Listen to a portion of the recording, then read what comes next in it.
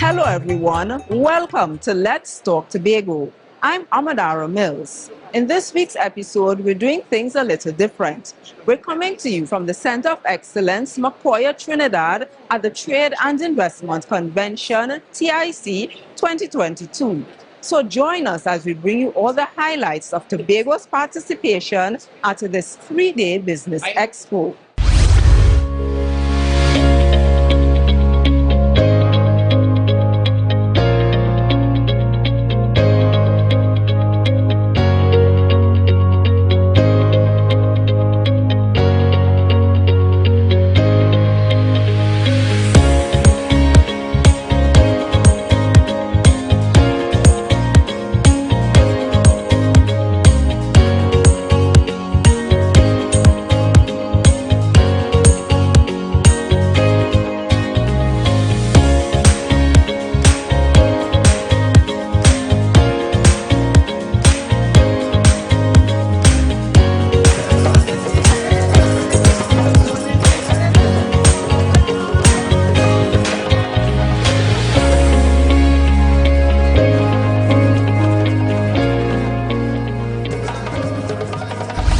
Besides the actual convention, Tobago had a significant role to play in the opening ceremony. The Chief Secretary, Honorable Fali Augustine, was also present. Take a look. Stop your phone, Mr. Fiddler. Oh, hi. All good things must come to an end. But this not where the story close, but where it been. Are we resolute that Tobago ready for invest and connect? All the sectors that been dormant, are we resurrect? The non-traditional fractions of the economy have proven to be of good importance. That is why we have pushed them to be in a place of sustainable resonance. That is what AWE is all about. Sustainability, direct investment, and trade. Because we products and services don't exceed the passing grade. But let me not keep all here no longer. Just find a Tobago booth and discuss how you could partner. So on your mark, ready, get set, go! Immerse yourself and invest in a Tobago. Track your bow, Mr. Fiddler. TIC is a catalyst that generates business opportunities, especially for firms in the non-energy business community of TNT. This year, the convention will be celebrating its 23rd year as the region's largest business-to-business event. Significantly, it will be the first physical TIC being held in 2 years, and the fitting theme is Business Resilience. The event represents an assembly and celebration of participants who have demonstrated flexibility, dynamism, and resilience in business. TIC, the Trade and Investment Convention that we have every single year, barring COVID, provides opportunities through which businesses, local, regionally, and foreign businesses, can actually collaborate with each other, share knowledge, and partner with each other. That's the biggest opportunity coming out of TIC that you should not miss this time around. For us in Tobago, we wanted to show up this year, just like every other year, but we wanted to show up in an even bigger presence this year. And so I am proud to say that Tobago, as a singular unit, will be managing the single largest block within the convention space. And that's because we were purposeful in saying this is an investment that we wish to make for our small and micro enterprises on the island of Tobago. We have also recognized that we have to look beyond the usual things we seek to trade and begin to look at, for example, the creative sector And I'm sure you observe the dancers, the speech band members, they are part of what Tobago wishes to offer to the world and that Tobago wishes to monetize. And we hear all this fancy talk about the orange economy, but we have to invest more in the creatives in order to earn from them. The Trinidad and Tobago Manufacturers Association must be commended for developing this invaluable platform which brings together manufacturers, service providers, buyers, distributors, financial institutions, investors and regulatory agencies. Your success has positioned the Trade and Investment Convention as the Caribbean's premier business-to-business trade show. This year's theme, Business Resilience, is quite appropriate. Resilience is key to not only recovering but doing so quickly, but also to maintaining the flexibility and perseverance to thrive and developing the capacity to expand and adapt to disruptions and threats that will come in some shape or another in the future. Lend me a part to play, Joe, bring it. Lend me a part to play, love way. Joe, bring it, lend me a part.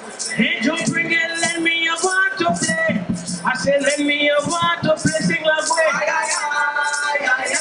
Yes, mom. Joe, bring it, lend me a part to play. Joe, bring it, lend me a part to play, love way.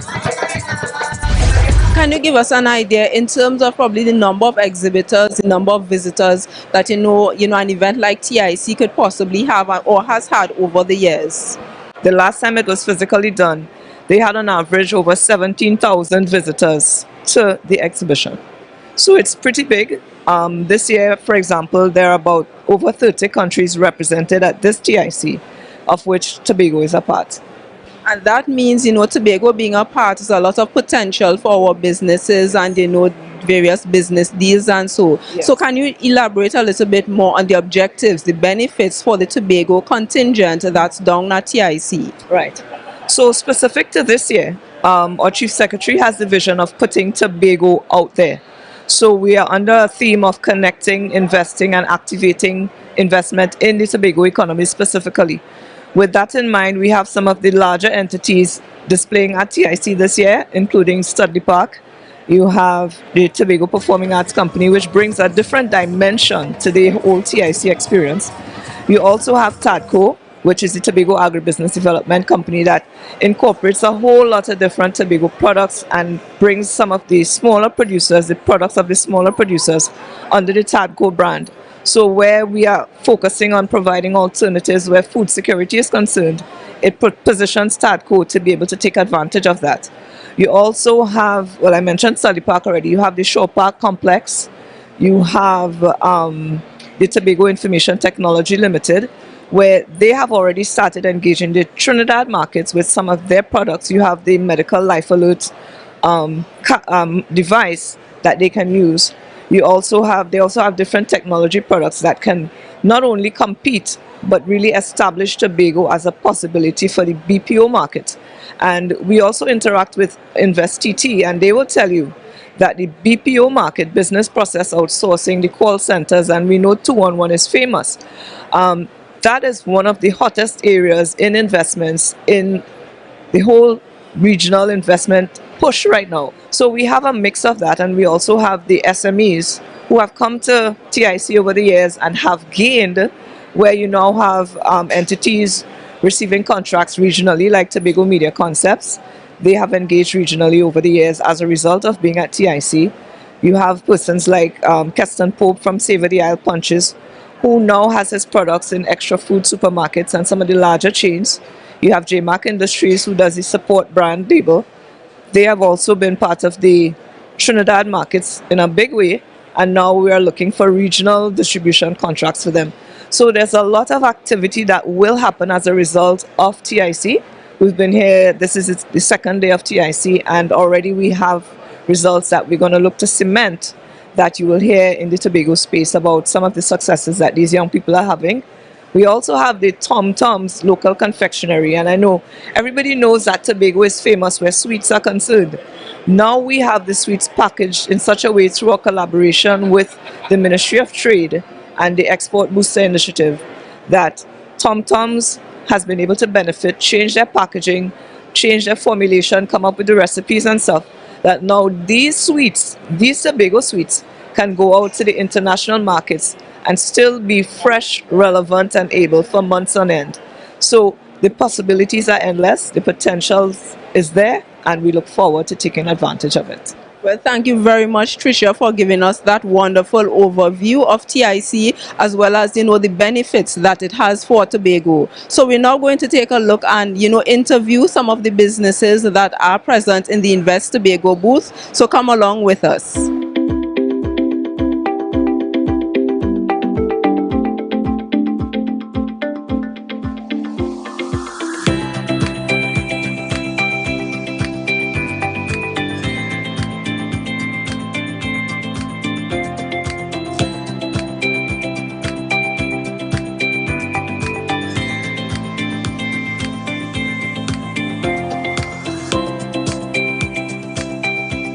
How do you feel, Cassie, about being able to showcase, your pieces here at TIC? Well, I must say it's a very good opportunity, and when you get an opportunity, you grasp at it. It's all about being exposed, the exposure. And could you tell us, in general, would you have gone and visited any of the booths here at Invest Tobago? I started visiting, yes, and there's more to explore, I must see. Now, from what you would have seen here, what do you think about the presentations and the Tobago businesses and services that are participating at TIC? Actually, I am impressed. I already bought some stuff that I started eating already, and I have some in my bag to continue eating. So it's good, good. Well, I hope you will try the fudge from Tom Tom's local confectionery. I hear that is a very, a #1 seller for that business. Well, actually, I bought the tambran, and it's on point. Yeah, all right, so that's great to hear. Our local, entrepreneurs, whether it's clothing design, whether it's culture, whether it's our goods and services, we are here and, telling Trinidad that come invest in Tobago. Idea, you've been here before. Tell us how many times you've been to TIC and what has the experience like, for you in the past. To be quite honest, I cannot remember if it's 3 or 4 times I've been here already, but I've been here quite a bit. And it's always an amazing opportunity for the exposure, to get brand recognition. And coming out of this, I normally get like a lot of person who would be interested in wholesaling the products and stuff like that. So it really is a good experience. We have laundry detergent, we have multi-purpose cleaner, we have 2 fragrances in the multi-purpose cleaner, we have lavender, we also have a car wash, we have hand soap, and we have dishwashing liquid, all made in Orange Hill Trace in Tobago. Okay, so coming directly from Tobago, that's really great. Tell us, is this your first time here at TIC, and what has your experience been like so far? Oh yes, this is definitely my first time, because my boss, which is Mr. Edward Jones, he was actually here in 2019, and it's been phenomenal. I'm really, really excited, and I'm so glad that we're able to actually market our product here. So we're grateful that we're here again at TIC. And do you have any expectations? I know this is just, the second day. Any expectations, from yesterday, your experience yesterday going into tomorrow, that kind of thing? Oh yes, I'm actually looking forward to more customers, and the idea that we're actually getting business owners coming and asking about wholesaling and stuff. So my aim and my expectations is actually to get our product into Trinidad, into all the different markets, supermarkets, drugstores and so forth. Well, for me personally, I have turned into a seasoned trade and investment convention participant, and as an exhibitor over the past 4 years, because this is our fourth time. Over the past 4 years, we have been so successful. Each time we get here, there are specific clients that continuously come looking for us to give them or provide them a certain type of service that they couldn't get from some of the other service providers in Trinidad and more so in Tobago. This year for sure, what we did, because of the strategies that we use to get the type of clients that we're looking for in this convention, as early as Thursday morning, yesterday morning, within the first hour and a half, we were successful. And this is the type of not just It's not just a money-making event, but it's a developmental event for me as an individual and for the company Tobago Media Concepts. It has been awesome. And the first time out, it has been awesome. To tell you the truth, I can pack up and go. Because the reason why I say that is that the type of networking that I was able to establish at this event have been really awesome. The support given by the chief secretary as well as the large company owners that are present here have made it a really success. TIC had opened up a lot of opportunities and market, not just in Trinidad but outside Trinidad. So for example, this year, due to the COVID, one of our main purpose being here is to actually reconnect with our existing suppliers, existing customers, and also look at other potential market outside of Trinidad. So far since we here up to the booth was a business owner from Barbados who had interest in our product. So they came right knowing what they're going for, looking for, and there is something for me to continue after the event. This is our first time at TIC. It's excellent. We are able to meet people like Miss Minister Gopi Schoon. That was an excellent opportunity for me. We wish to expand the customer base to other businesses in Trinidad, and for now that's going excellent. Can I ask, in terms of the visitor response to this booth here, tell us how has that been like? Magnificent, unbelievable, mind-blowing. Some of the customers from yesterday already came back today. Mr. Prince, any final words on the expectations you experience here at TIC so far? Well, the breakthrough that we are looking for is most of the groceries, like Massey and the other big stores in Trinidad, that they will be here and they will be able to share the experience with us and even taste our product and realize that we are the best. As I said before, strictly the best. Our packaging just gives us a notch above the rest. So we have here with us Mr. Kevon McKenna. He's the Deputy Chairman of the Tobago October Carnival Committee, but you also were able to view the booths that many Tobago businesses as well as some state agencies have here today. What are your thoughts on our presentation so far? I'm quite impressed. I had the opportunity to sneak a piece of cassava cake from Tadco. You have to try it, guys. The cake lashing. I also sampled the coffee rum cream from Savor Isle. That was really impressive. So those two items, I think I'm sold on those. Absolutely promising. It's wonderful.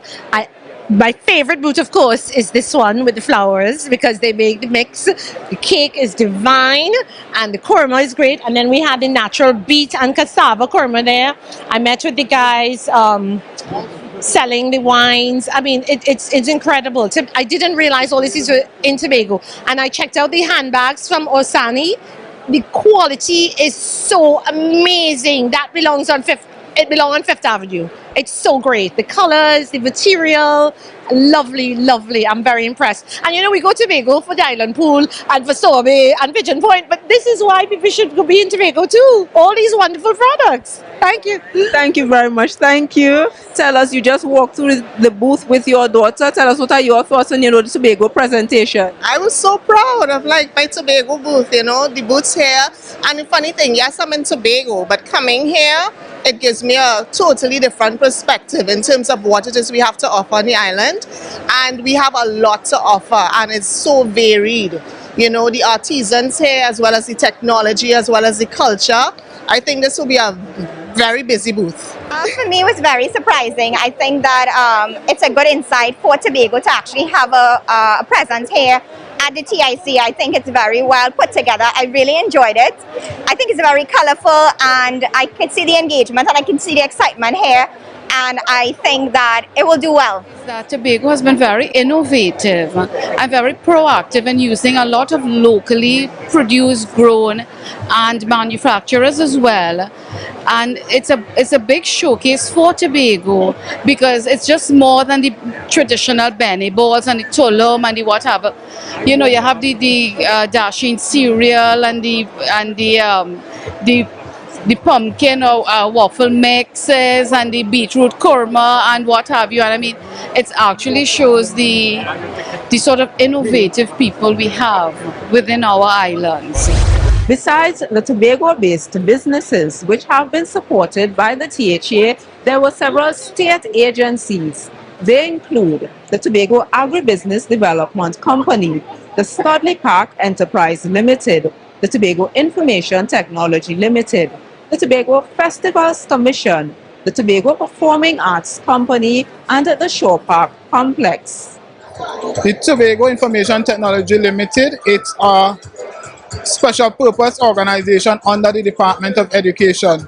Our main focus is service, right? So what we normally do there, we do business process outsourcing, where we provide service, whatever service it is that any organization would like to have. We are in a position to provide that to them. We are here to advertise or put our business out there so persons may now be aware of the services provided by our organization and how best we can assist them in improving, because our mandate is improving ICT technology in Tobago, but not just limiting it to Tobago but to the region. And can you give us an idea of the products and services offered by TADCO? So TADCO recently launched its line of organic gluten-free products. We have about 8 products that we have on display, which includes waffle mixes, pancake mix, fruit cake, kurma, and many other value-added items derived from alternative flour from our root crops such as dasheen, sweet potato, and stuff like that, cassava and so on. What has the customer response been like to the products, that's offered by TADCO? Because I knew a lot of customers, a lot of buyers and so were passing through at the TADCO booth. Well, today, not only customers were interested, but also investors and distributors. So we had a really overwhelming reception. Persons are very interested in all our products, and particularly they like that it's basically eco-friendly and healthy. What I was very impressed with is the display that you all have here, which is really, really impressive in terms of all the displays here at the Tobago booth in West Tobago. So can you tell us a little bit about how you all would have decided to do this display? Well, what we wanted to have done is that we wanted to have a little piece of the quarry here at TIC, right? So essentially, we created one of our major plants that we process the material through the process of crushing, right? So what you see here are the various sizes of the material, the end product, or the end product of each of the materials that is sold to the customer in Tobago. Can you give us, in terms of the response from those who are the visitors to the booths, what has the foot traffic been like for the Studley Park Enterprise Limited? It's been busy. It's been very, very, very busy, right? We have a lot of offers. We are networking with many of our existing suppliers, and we are inviting new customers into the game of Studley Park, right? We want to make Studley Park the most productive entity in Tobago for revenue, for foreign exchange revenue, especially because, as you should know, we have our Barbados Bay jetty facility that we utilize for export, right? And we are drumming up a lot of clientele here at TIC. It's working for us. We are happy to be here. And can you tell us, in terms of the Tobago Tourism Agency coming to TIC, why is this important? It's been very important for us to reach out to the Trinidad people, and it's been amazing. We've had very busy stand. They're very interested in Tobago. They're very interested in the carnival. Look at the display here. I think we've been the busiest part of the show. Every time I've gone to look around, our stand has been busiest. Now, the Tobago Festivals Commission is one of the state companies that's down at TIC. Tell us, what the significance of this for the Festivals Commission. So cultural expression is very important to Tobago. It's one of the things that Tobago is known for, and Tobago is currently, we wanted Tobago to be known as the greatest little island in the world, actually. And basically what we want to do is market the destination as a cultural destination. We have so many cultural events and activities that people could come and take part in and come and look at and actually learn about the culture and learn about the indigenous events in Tobago. And it's important for, sponsors and partners to get involved with that, because they would also be the ones to elevate the culture and to also allow persons around the world, around the globe, to learn about the Tobago Festivals Commission and also learn about the island of Tobago. What are the services provided by the Shore Park Complex? But the Shore Park Complex is the mecca of all performing arts and events for the island of Tobago, and actually the largest venue in the Caribbean. And we host a series of conferences, meetings, training, and of course concerts and events. Shore Park being here is very significant for us because it gives us an opportunity to diversify our clientele, widen our base, and start to now put Shore Park on the map internationally, locally as in Trinidad, and even more regionally. We want to be able to now bring more foreign exchange to Tobago by booking the facility and getting more foreign clientele coming to the island that will boost the tourism product as well. Right. And today, we had a lot of foot traffic in the Tobago space here. Tell us, what has it been like for the visitors to the Shore Park Complex booth? Well, we have actually gotten bookings. We walked away today only with 10 bookings thus far. So I think we have already started making some heavy headway in terms of putting the space out there and getting people interested in this space, and I think we did well today. Right. And Mrs. Charles Panton, what are your thoughts on the Tobago-based businesses that you've interacted with? Because I saw you were talking with Osani Designs. What's your experience been like? Okay, well, people who know me know I love scents, right? People who know me, they know I love to buy natural soaps, wax candles. So I easily gravitated to Osani at first. Right, and I'm impressed by the quality products that Osani has. But I must mention the Tobago Agribusiness Development Company, which is a company that falls under my division. I am so pleased with the presentation of the products coming out from the local agro-processors. And I want the Begonians to come out in Tobago. We have them in the groceries, right? Come out, sample the products, not sample, buy the products, support your products. I am doing it, and I enjoy every single product coming out of TADCO. And so far, we are representing Tobago in a big way, right? We're going across the region. We're about to embark on so many initiatives, including exporting flowers in the ton, different flowers in the ton. So come out and just be an ambassador for Tobago. Tobago has, by comparison, when you look around this space, Tobago has much better products, much better packaging, higher quality than many others. What we ought to do now is to spend some time finding source markets, helping the producers move their products from where they are now all the way to end users beyond the Tobago space, which means that the THA has to spend some of its resources on fine-tuning the supply chain for these SMEs and just getting them in markets outside of the Tobago space. It's about ensuring that Tobago's development can be driven internally by the income we earn of ourselves outside of what we get through the channel with the central government. That we are entitled to, the 4.03% to the 6.9%. But outside of that, if Tobago's development has to be driven in a real way, in a substantial way, what has to absolutely happen is that we have to push our state companies, 211 included, to become much more profitable. That will reduce the amount of subventions the THA have to give to them, but in reverse, they can earn monies that can now go back into capital development for Tobago. That's it for this special edition of Let's Talk Tobago. Thanks for staying with us as we brought you the Tobago aspect of this year's TIC happenings. As usual, you can email us with your comments or queries about the program. Visit our website, like our Office of the Chief Secretary Facebook page, follow us on Instagram and Twitter, and subscribe to our YouTube channel. From our house to yours, I'm Amadara Mills, wishing you a very safe and productive week.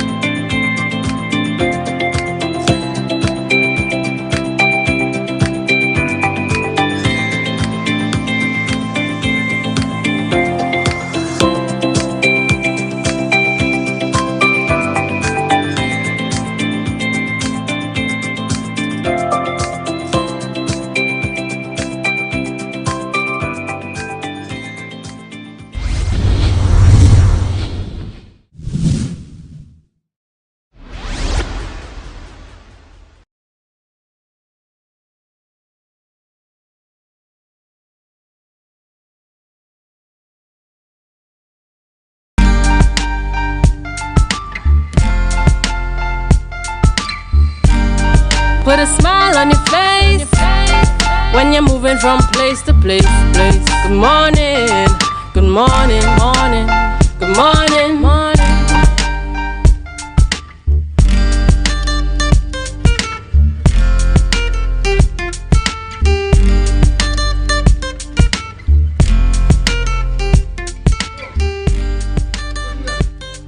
Morning viewers, it is Monday morning, Monday the 12th of September 2022, and we want to welcome you to the Tobago Updates morning show, coming to you live here from the Port Mall in Scarborough as we continue to give God thanks for life. I am Julian Skeet. And I am Maria Richardson George, and this is the day that the Lord has made, and we will rejoice and be glad in it. Good morning to Tobago, good morning Trinidad, those of you in the Caribbean and those of you viewing us on the live, good morning, Julian Skeet, good morning. Good morning, Ria, and a warm welcome back to you. Thank you very much. It's good to be back. It's good to be, it's good to be back. It's good to be here. And, you know, it's been quite an interesting time.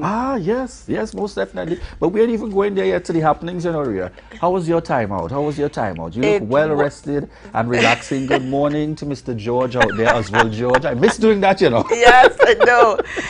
It was good. It was necessary. I had to do some checks. As you know, I am a two-time cancer survivor, and I cannot afford to take things for granted. And I decided, look, it's been a couple of years since I was out there to have things checked on and, you know, see to know what's good, what's happening.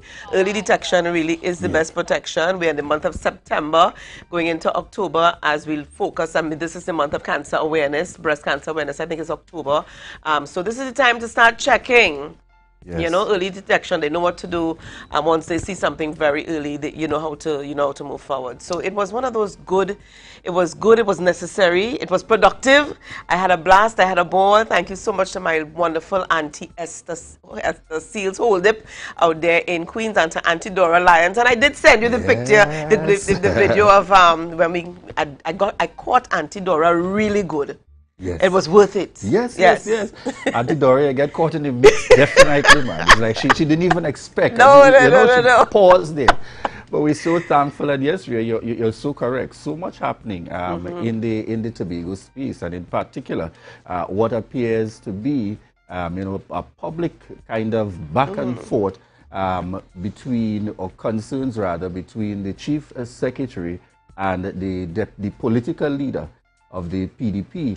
And you would have seen this all got started by way of a video I should say, put out by the political leader of the Progressive Democratic Patriots. Yeah, you know, Julian, when you're married or when you're in a relationship, you don't always, you're in a relationship, the public does not always need to know when things, teeth and tongue will meet in any relationship. Correct. But the public does not need, your neighbor does not need to know when there's a disagreement. You understand? Your tenant or your landlord does not need to know when there's a disagreement. So, this did not have to reach where it has. It is disheartening. You read the comments on social media, you're hearing so many voices. So many persons have a take on this. But at the end of the day, I know the big question is, how does it affect the leadership of Tobago? And that's the big question here. Does all the ramblings within the party affect the running of the Tobago House of Assembly? I think that is the crux of the matter, and that's the question people want to have answered today. And it's a good timing for us, Ria, to confirm that this morning we're going to be having on our lineup here for the show, Huchoy Charles, the first Chief Secretary of the Tobago House of Assembly. So we'll get an opportunity to really delve into it in much more details with him. The first Chief Secretary is the Huchoy Charles, to get a better idea and perspective as it relates to particularly the operations of the Tobago House of Assembly. And, what does the Act and the Constitution say on matters of this nature, and really how far can something like this go? So we look forward to those discussions to give you, our viewers and our listeners, a greater insight. All I can say at this point, in the midst of all that happening, nothing sweeter than Tobagonian. We'll chat about that in a little bit when we return, but at this point we head on over to news in 90 seconds. Thank you, Julian and Ria. I am Candice Jackson, and here is your news in 90 seconds for Monday, 12th September 2022. In a statement issued yesterday, the Roxborough folk performers said they did not receive any cash or check assistance in their trip to New York from the THA. They are at the center of a public spat between the Chief Secretary Fali Augustine and Deputy Chief Secretary Watson Duke. The Roxborough folk performers found themselves in New York without money for food or accommodation on a privately arranged trip. Duke issued a public call for the Executive Council of the THA for emergency assistance for the group, but was denied. Last Thursday, Augustine told the media that the THA assisted a group of 27 individuals with tickets to New York amounting to over $400,000, which was paid directly to the service providers. Meanwhile, Bonaccord residents with unsettled negotiations for lands required by the state to construct the new airport terminal were unsuccessful in attaining an injunction from the court for their evictions. However, Chief Secretary Fali Augustine issued a statement detailing measures the THA is taking to assist the residents in moving by September 15th. Despite their plan of action, Augustine admitted that the timing was too short. He called for leniency from the government to ensure residents can access temporary housing before their new homes can be constructed. And nationally, the Minister of Health, Terence Dial Singh, was diagnosed with swine flu. He shared his diagnosis while speaking on Sunday at the Trinidad and Tobago Medical Association's annual medical research conference. On August 29th, the Ministry of Health said Dial Singh had been hospitalized after experiencing flu-like symptoms. A diagnosis of COVID-19 was ruled out. He resumed duty on September 5th after making a full recovery. And that was the news in 90 seconds. It is back to you, Ria and Julian. Thank you there, Candice. And I want to dive on, Ria, just to one of our viewers here. Pearl Murray Beard, you could not have said it better. You look gorgeous, Ria. Welcome back. Welcome back, Ria. Thank you so much, my dear. Rest and relaxation for a little bit will do that to you. Yes, indeed.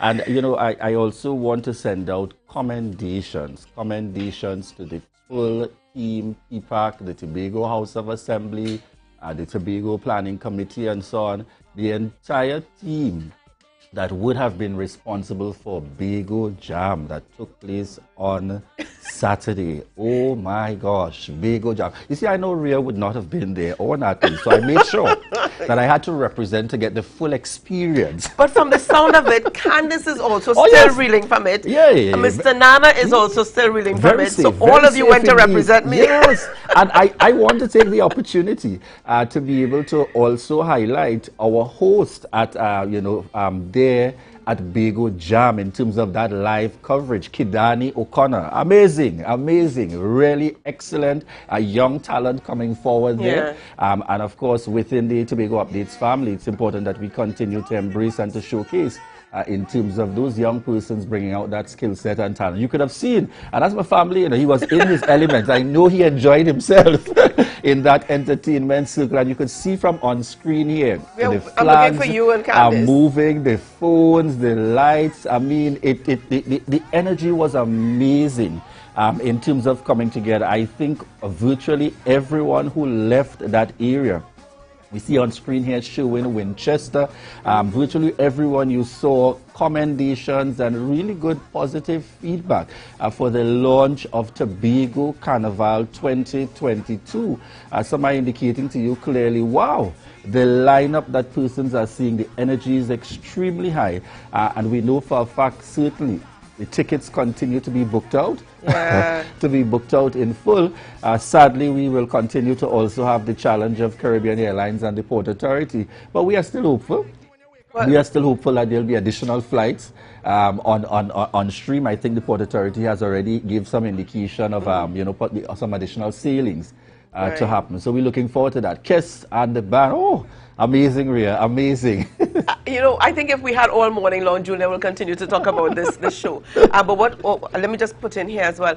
I was had the opportunity to be in New York for a few weeks, and I'll tell you, persons from the time they heard the accent, where are you from? Trinidad. Oh, or do you have carnival coming up? Are coming home for carnival, you know. So people are quite aware and looking forward to this October carnival. Now, Julian, I don't know where they're going to stay.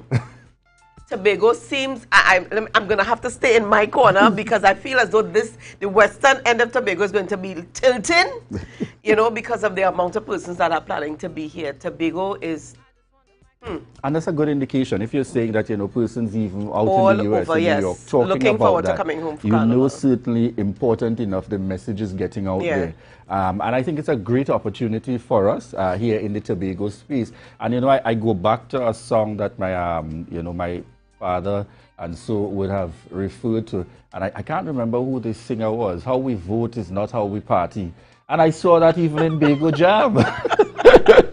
How we vote indeed is not how we party. Because you saw people who you know clearly were on separate sides of the political divide. But when it comes to partying and having a good time, we know how to enjoy ourselves. What was it, David Rudder? What was with David Rudder? I think it was David Rudder. I think it was David Rudder, yes, that indicated that. How we vote indeed is not how we party as a people. And you saw them coming together. Wherever you are. Very much so. I saw the likes of, you know, Secretary Tashia, Grace Burris, Secretary Zia, Hackett, Zorisha Hackett as well, Secretary Dr. Faith, you know, the lineup. And I also saw in the mix former Secretary Kwesi Devines, Minority Leader Kelvon Charles, and you know, you saw a real combination of persons represented far and wide, enjoying what was this official launch of the Tobago Carnival 2022, and also which this formed a part of the lineup in celebrating the 60th anniversary celebration here,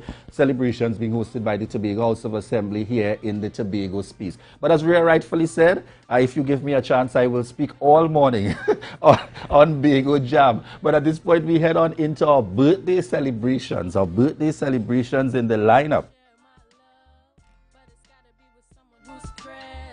All right, and we start off this morning with my very good friend, Andra Jofield.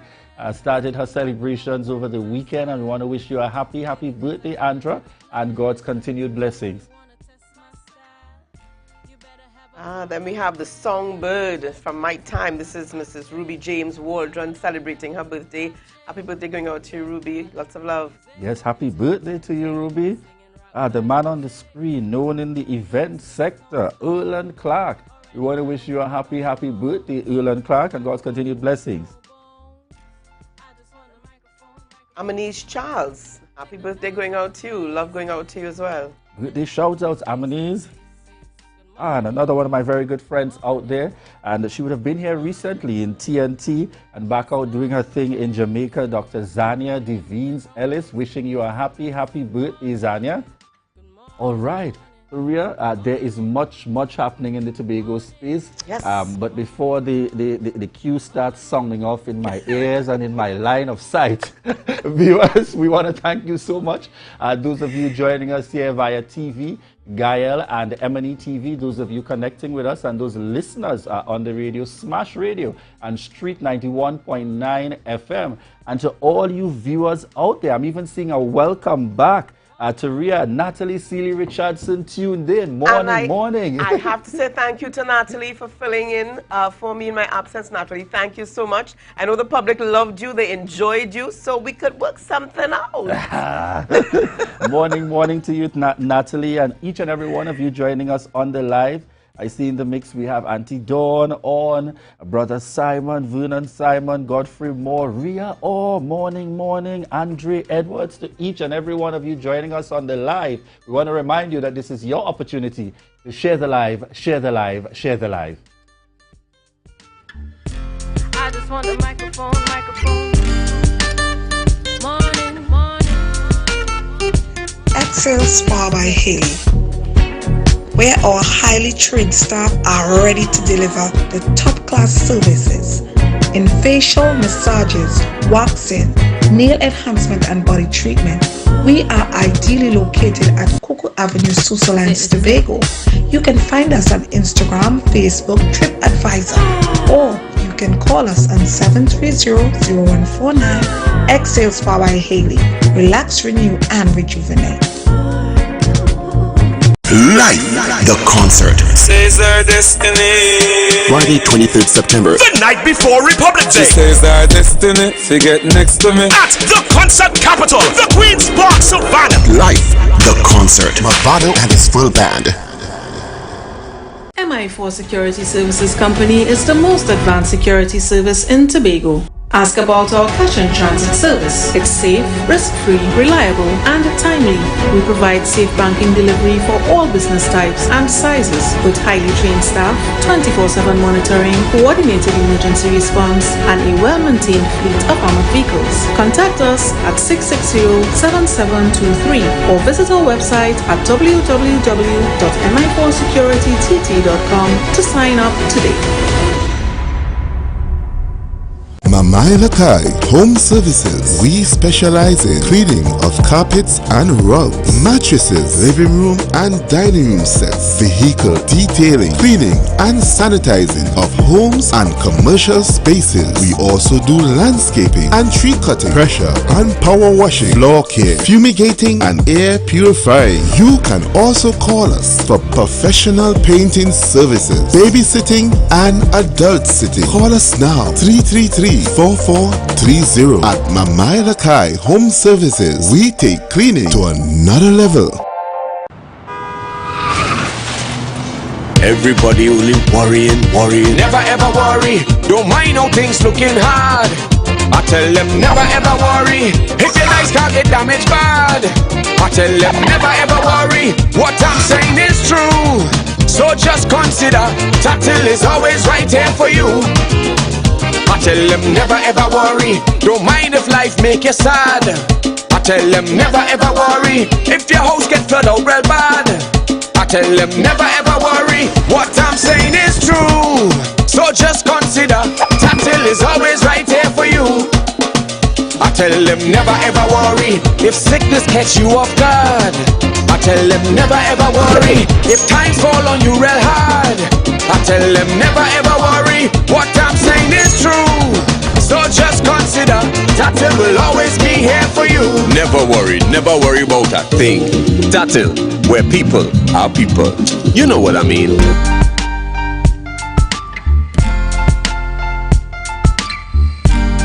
Put a smile on your face when you're moving from place to place. Good morning, good morning, morning, good morning, morning.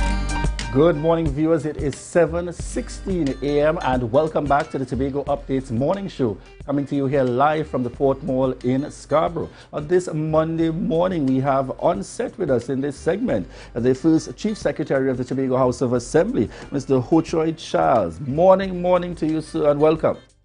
Good morning, my brother, and thank you for having me. All right. Always a pleasure.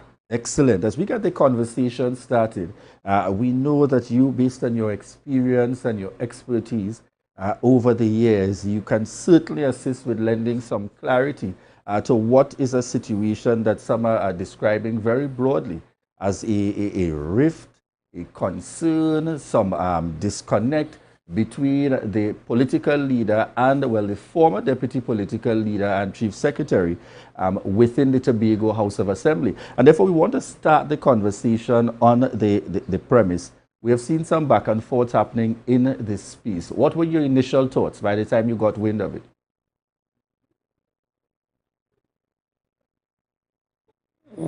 Well, I will tell you that I wasn't surprised, because the chief secretary was informed, if I may say so, before the 2020 election with 6-6 and before the last election,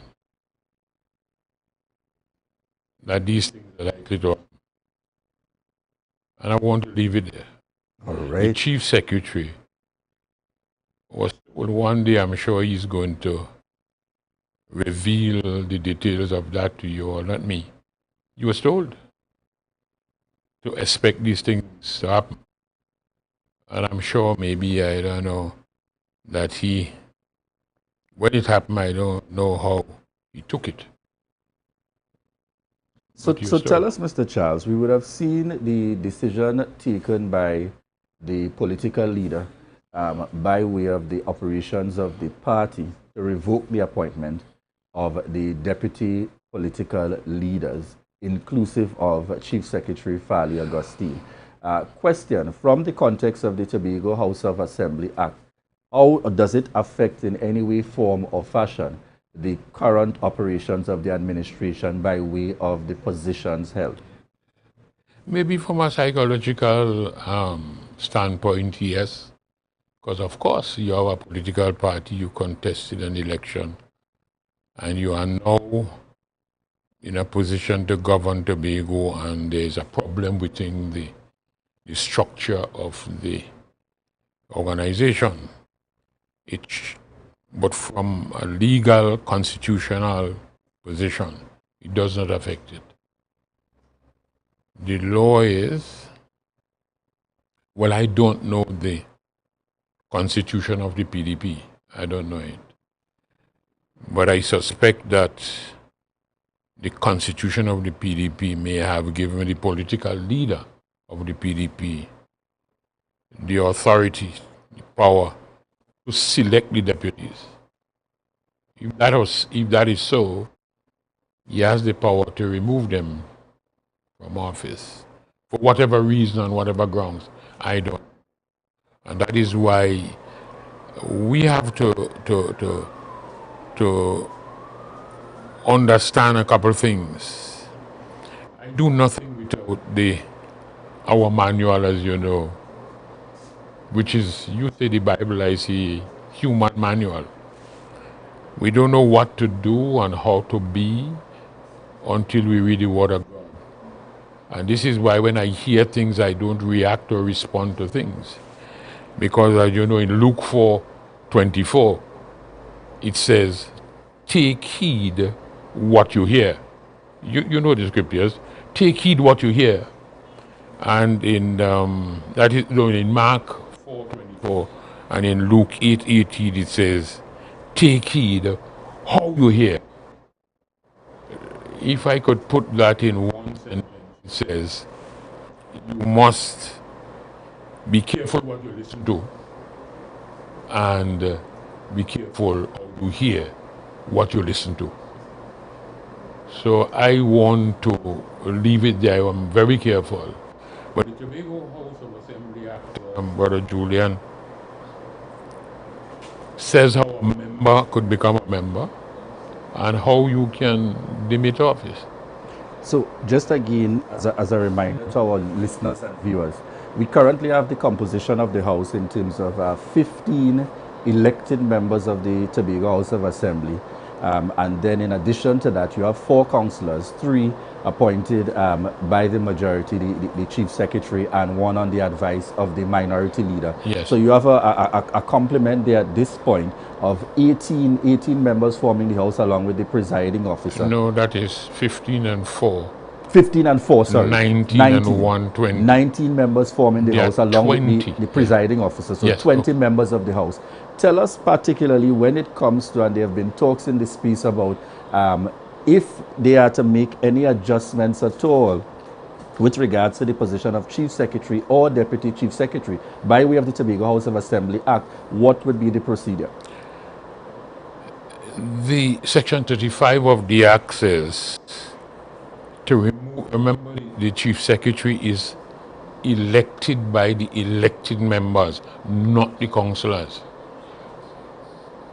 The Deputy Chief Secretary is also elected by the elected members, not the councillors. And Section 35 of the Tobago House of Assembly Act says a vote of no confidence. We have had a demonstration of that with Charles and the others. That a vote of no confidence can be passed. And I want us to pay attention to this because somebody asked me, and when I said something, they said, oh my God, I wasn't aware. And it's not an ordinary citizen. A vote of no confidence can be passed in the journey from office. And that vote would be by the 15 people, 15, not party, the So 15 yes, that's the elected 15. persons. And once the majority, a simple majority, pass that vote against the Chief Secretary, he has to resign by law within 2 days. If he failed to do so, Section 35 says the president will revoke that appointment. 2 days he has to resign. A vote of no confidence also can be passed in the same Section 35 against the deputy chief secretary. And if he doesn't resign within 2 days, the president will revoke that appointment. So removing him from party, that's a party constitution. But the party constitution does not govern the Tobago House of Assembly Act. Govern the Tobago House of Assembly. The Tobago House of Assembly Act governs that institution. And that is how a chief secretary can be removed. And that is how a deputy chief secretary can be removed. And I want to just leave it there. If you want to ask any further question, you can.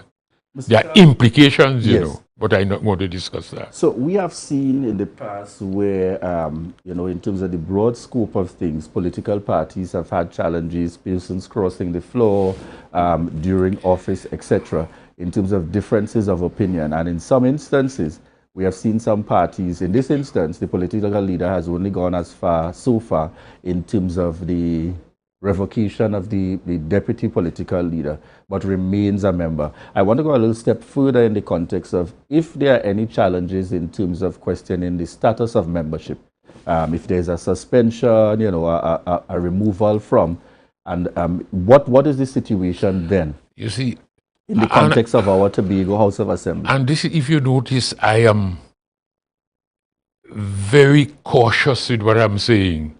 And I don't want to say too much because I think that I need an opportunity to have a conversation with the parties. Not collectively maybe, but separately.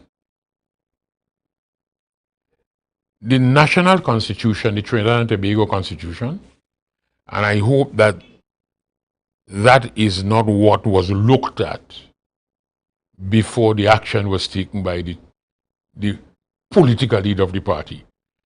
The Trinidad and Tobago Constitution says, with respect to Parliament, the House of Rep, Section 49(2), subsection 2, paragraph E, says this.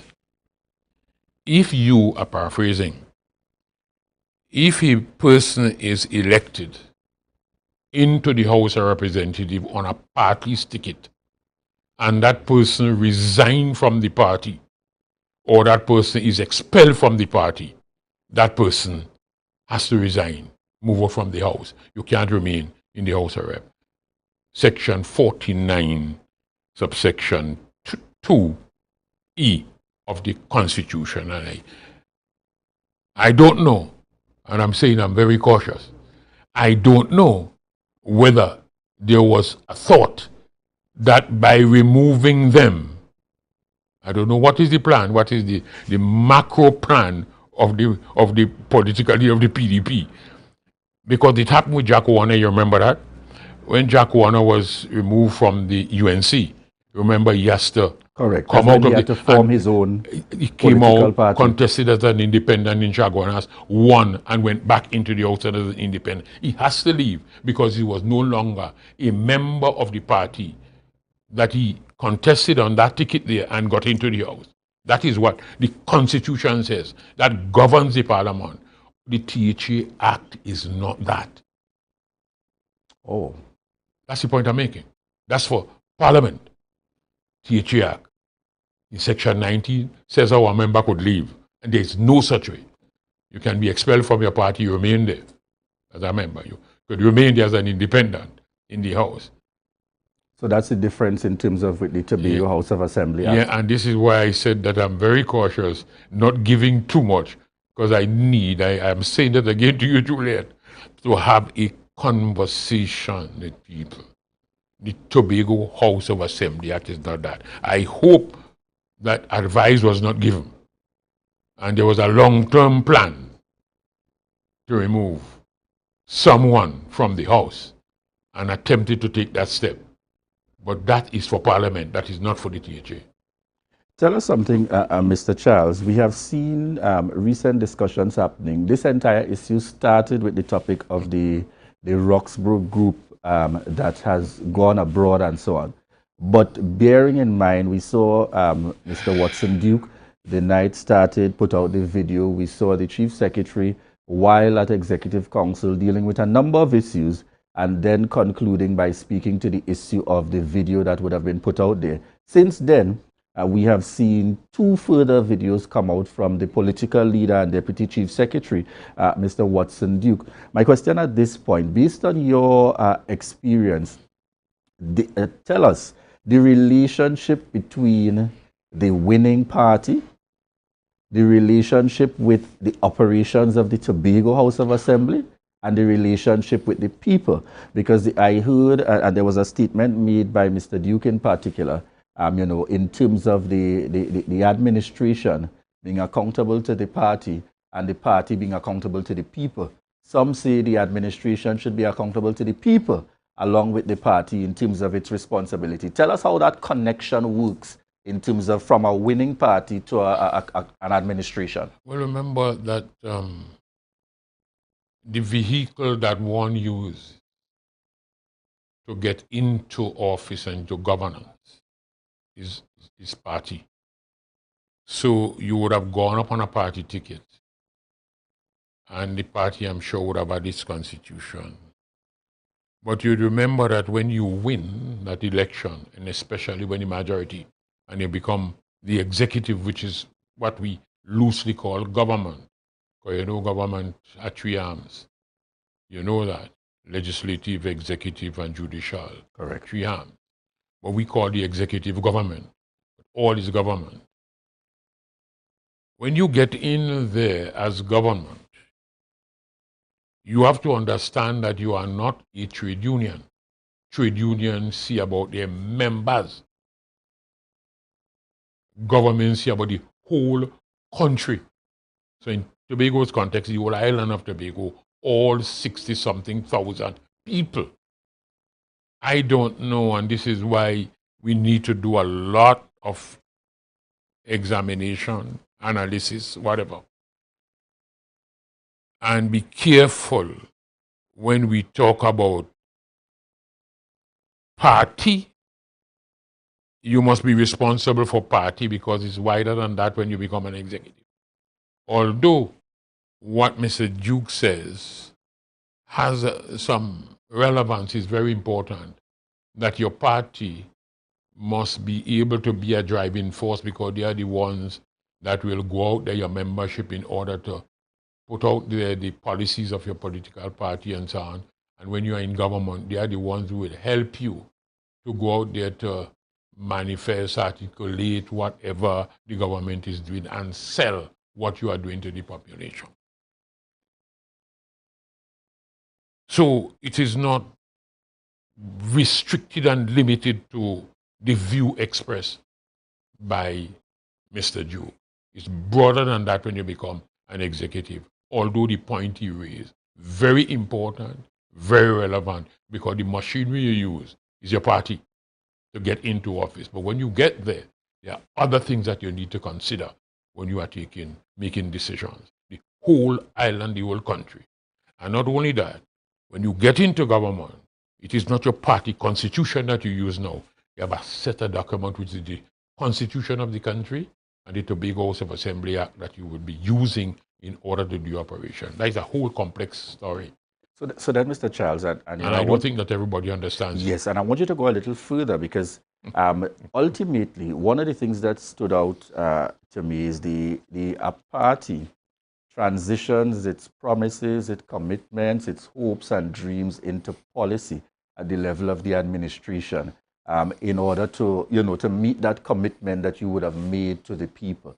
The question is, if that relationship and that connect doesn't exist, how then do you successfully transition, move things into policy to really achieve within the term of your administration some of the commitments, if not all, that you would have made to the people on the campaign trail? Because I get a sense by the time you heard the second video, or the third video rather, from political, right, by the time I heard the third video from the political leader and deputy chief secretary, there was a cry about the they're not meeting with the executive of the party, and therefore they're not getting a regular update and to know and to ensure in terms of moving things along. So therefore, where does that connect come? You maybe Julian, you may need to have someone else on your program to talk about some of those issues. But let me come to the basic, some of the issues that I avoid talking about.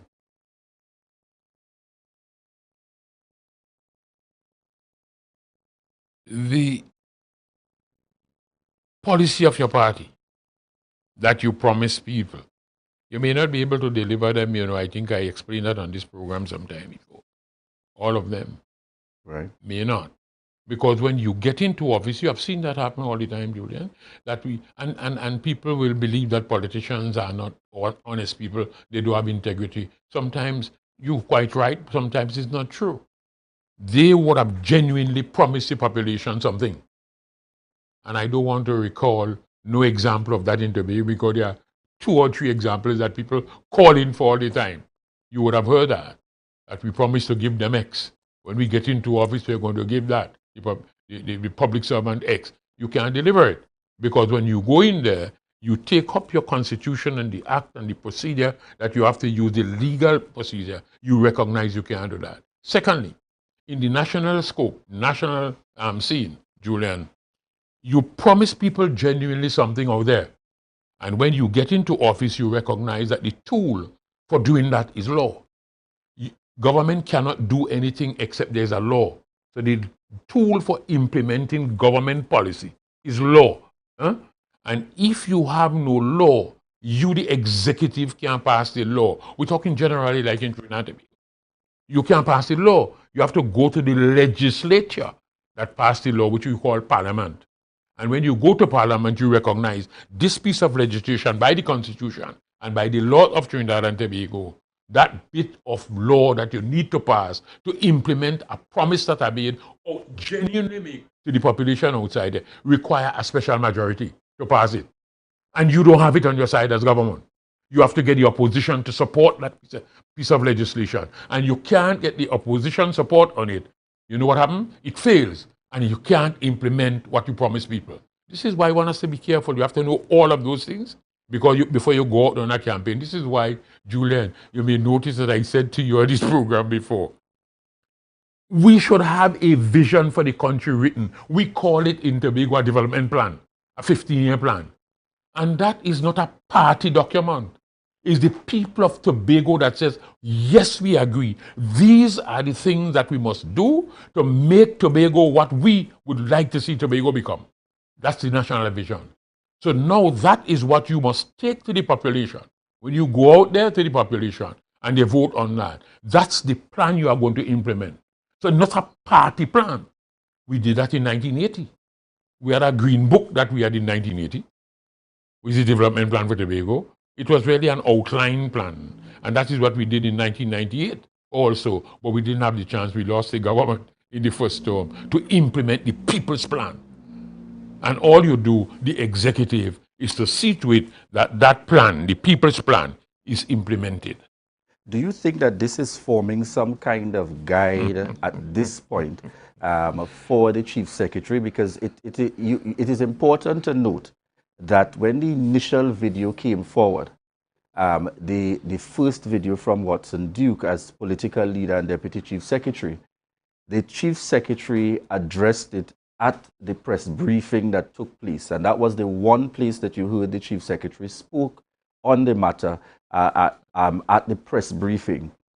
Further to that, Mr. Duke, as again political leader and Deputy Chief, has produced 2 follow-up videos to which you have not seen a continued response, so to speak. So while there's been 3 videos out, you have only heard from the Chief Secretary on one occasion attempting to putting forward the facts clearly.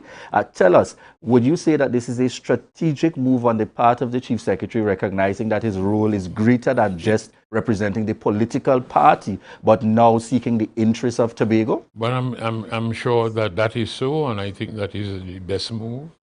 Not only strategic, but it is the right move, that you're not supposed to be continuing that kind of discussion in the public at all. In fact, it ought not to have commenced in the public. But I mentioned to you earlier, and pay attention to what I said very early, that we are told the Chief Secretary something will happen. You will talk to him about that sometime, that he was told something. So this is why I said we're not surprised, and I don't know how we took what happened. He was told, before, this is likely to happen. I don't want to go back to tell you. You recall 2015, the general election, 2020? You know what happened in that general election?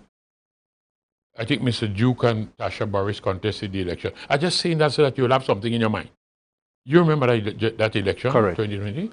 Tasha Boris contested Tobago West as PDP, and Watson Duke contested Tobago East as PDP. You remember that well. You remember what One Tobago Voice of the party I belong to, TPT, did? We supported the PDP candidate for Tobago West and sent up a candidate against Mr. Duke in Tobago East. You remember that? Correct. It's only now people now understanding. And this is why I said to you, I can't even explain certain things to you. We knew what was happening. And we went there to make a statement. And before that was done, Mr. Farley, we met, and I said to him certain things, which we're not going to discuss on this particular program. And I'm sure it manifests itself now. It manifests itself now. We did that for a reason, because we said people were complaining, even the media was saying, what kind of madness is this? One party want to thief another candidate, another party's candidate. One party, how can a party send up a supporting another party's candidate and send up another? They could not understand. These are not things that you could understand. They sound like foolishness, but I'm saying to you, they are divine. They are divine. And quickly. But let's just pause for a moment, Mr. Charles. Don't panic, folks. Don't panic at all. We're just going to take a little break. Have no fear. We will be continuing the discussion with our first Chief Secretary, Mr. Huchoy Charles, as we delve into the issues currently before us within the Tobago space here. But at this point, this is your opportunity to share the live, share the live, share the live. We'll be right back. I love how you're moving your ways. Entertainment. Yes, we're bringing it to you. Tobago Updates. It's all about the new entertainment show, the VIP Experience, hosted by your boy Snoopy. Tune in every Wednesday from 8 p.m. and on Saturday mornings at 9 a.m. We're bringing to you the best Tobago has to offer. We're showcasing interviews, music, and everything that is fun. So join me on Tobago Updates for the VIP Experience. Yeah, man. Like about to overload. Watch them sexy Tobago woman. Beauty from head to toe in the sun. You too don't need no lotion.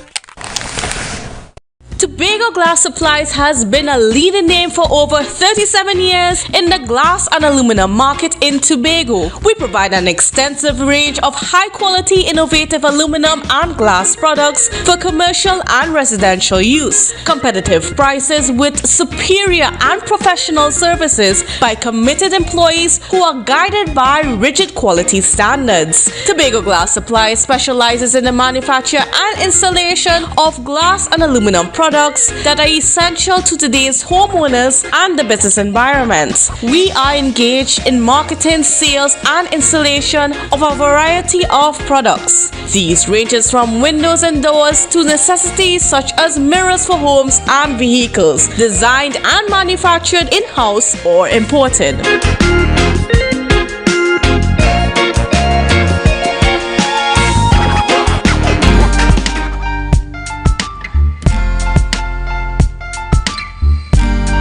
Put a smile on your face when you're moving from place to place. Good morning. Good morning. Good morning, viewers, and welcome back again to the Tobago Updates Morning Show. Just before we continue chatting with Mr. Huchoy Charles, we just want to share some of the good stuff happening around us. So the Little Jewels Early Childhood Center of Mason Hall celebrated International Literacy Day on Thursday, the 8th September, with the theme Reading on the Greens. As the teachers and students sat in the school's orchard, some on blankets, others on chairs, and one in a wheelbarrow. One teacher, Auntie Catherine, read from a big book called The Elephant and His Friends, which spoke about friendship and showing kindness. Recognizing the importance of reading for fun and to gain knowledge at the early childhood level will help students develop a love for learning. At the end of the reading session, students were treated to five fingers fruit from the orchard. And that's it for good stuff. Thank you so much there, little jewels and Auntie Catherine, Auntie Kathleen, Auntie Catherine, Auntie Catherine, thank you so much there. To those little boys and girls out of Little Jewels. You know, viewers, we continue the discussion this morning with Mr. Uchoy Charles, former Chief Secretary of the Tobago House of Assembly, on the issue of a THA and a PDP rift. Now, Mr. Charles, I just want to share with the viewers here, you know, just before the interview started, I said to you that this was disheartening, it was discouraging. And your response was? He said to me, he said, no, it's not. It's not. Let me say this to you. What seems to us and people, several examples of that in the world, what seems to us to be bitter trials are often blessings in disguise. Let me repeat that. What seems to us ordinary people as bitter trials are often blessings in disguise. And this is why I've said that we had spoken to Fali. I had spoken to him before 2 elections. Right. And what happened has not surprised me. And I can't tell you on this, and this is why I want to chat with him. So what are you at liberty to say? Because of when I saw the videos, people send them for me at all levels. In fact, every media house called me to have a chat, and you are the one who got me. Right. Let me thank you. Yes. But what are you at liberty to say? Yeah, this is what I'm saying to you. Anybody understood what triggered that? There's so much information in the public, and we need to know what triggered it. You need to understand what triggered that. Yeah. And because of the conversation I had with the Chief Secretary before 2000 election and before that last election, before the 6-6 to 2021 and this election, I was looking for certain things to happen. And I don't want to say it here until I meet with him, except to say to you, I am of the view what triggered it. And I would just say it and no details. Now, you remember what I told you about the TOP up there in another place. I'm not going to repeat that, except you want to repeat it. And you were very shocked. And it happened. Yes. I said that to the Chief Secretary before about what would happen. And I want to say to you, what triggered this, in my view, is Independence Day. And I want to leave it there. You can't imagine that. What triggered all of this? Because some things will surprise you. Now, if the Chief Secretary and you, as deputy, you are the political leader, has a problem, that's not the way you deal with it. Okay. One. Two. And we agree with that. Two. Let's assume that you all have a bitter quarrel. I'm not saying you do. Right. You have a bitter quarrel. Why fire 3 deputies? Have you asked yourself that question? Fire, demote, go ahead. I am saying you remove them as deputy political leaders. Right. When I heard about you're not meeting with the executive, the executive of the assembly, the executive council members, are not meeting with the executive of the party. Isn't the 3 deputies member of the executive? The 3 deputy political leaders that he fired, aren't they members of the executive? You all are media people, you all have to think, think clearly. Something is deeper than you all are thinking about. And that is what I want to have. But we want the answers. The thing is, we want the answers. This is what I said to you. Something triggered it. Right. And I said to you, I am confident beyond a shadow of a doubt that Independence Day is what triggered that. And I'm not going to give any detail. You're not going to go any further into it. All right. Pay attention in terms to that. How should this matter be treated with? And you alluded to just a minute ago. If there is a dispute, if there is a quarrel, and we're not saying that there was. You said that, okay? We're not saying that there was. Yeah. But if there were a quarrel, how should it be treated with? Husband and wife, boyfriend and girlfriend, relationships. Yes, Mr. Charles, relationships. Yeah. Teeth and tongue will meet. But how do you deal with it? Yeah. How should the party? How should the political leader, the deputy political leader, and along with the others who were fired, demoted, the term? Yes, no. There are 2 words that go together. You use one of them, relationship. respect and relationship go together. They go together. Respect and relationship. The respect you have for somebody will determine the relationship you have with them. Am I right? Right. Correct. Yes. And this is why I don't want to say too much, because I want to have a chance to chat.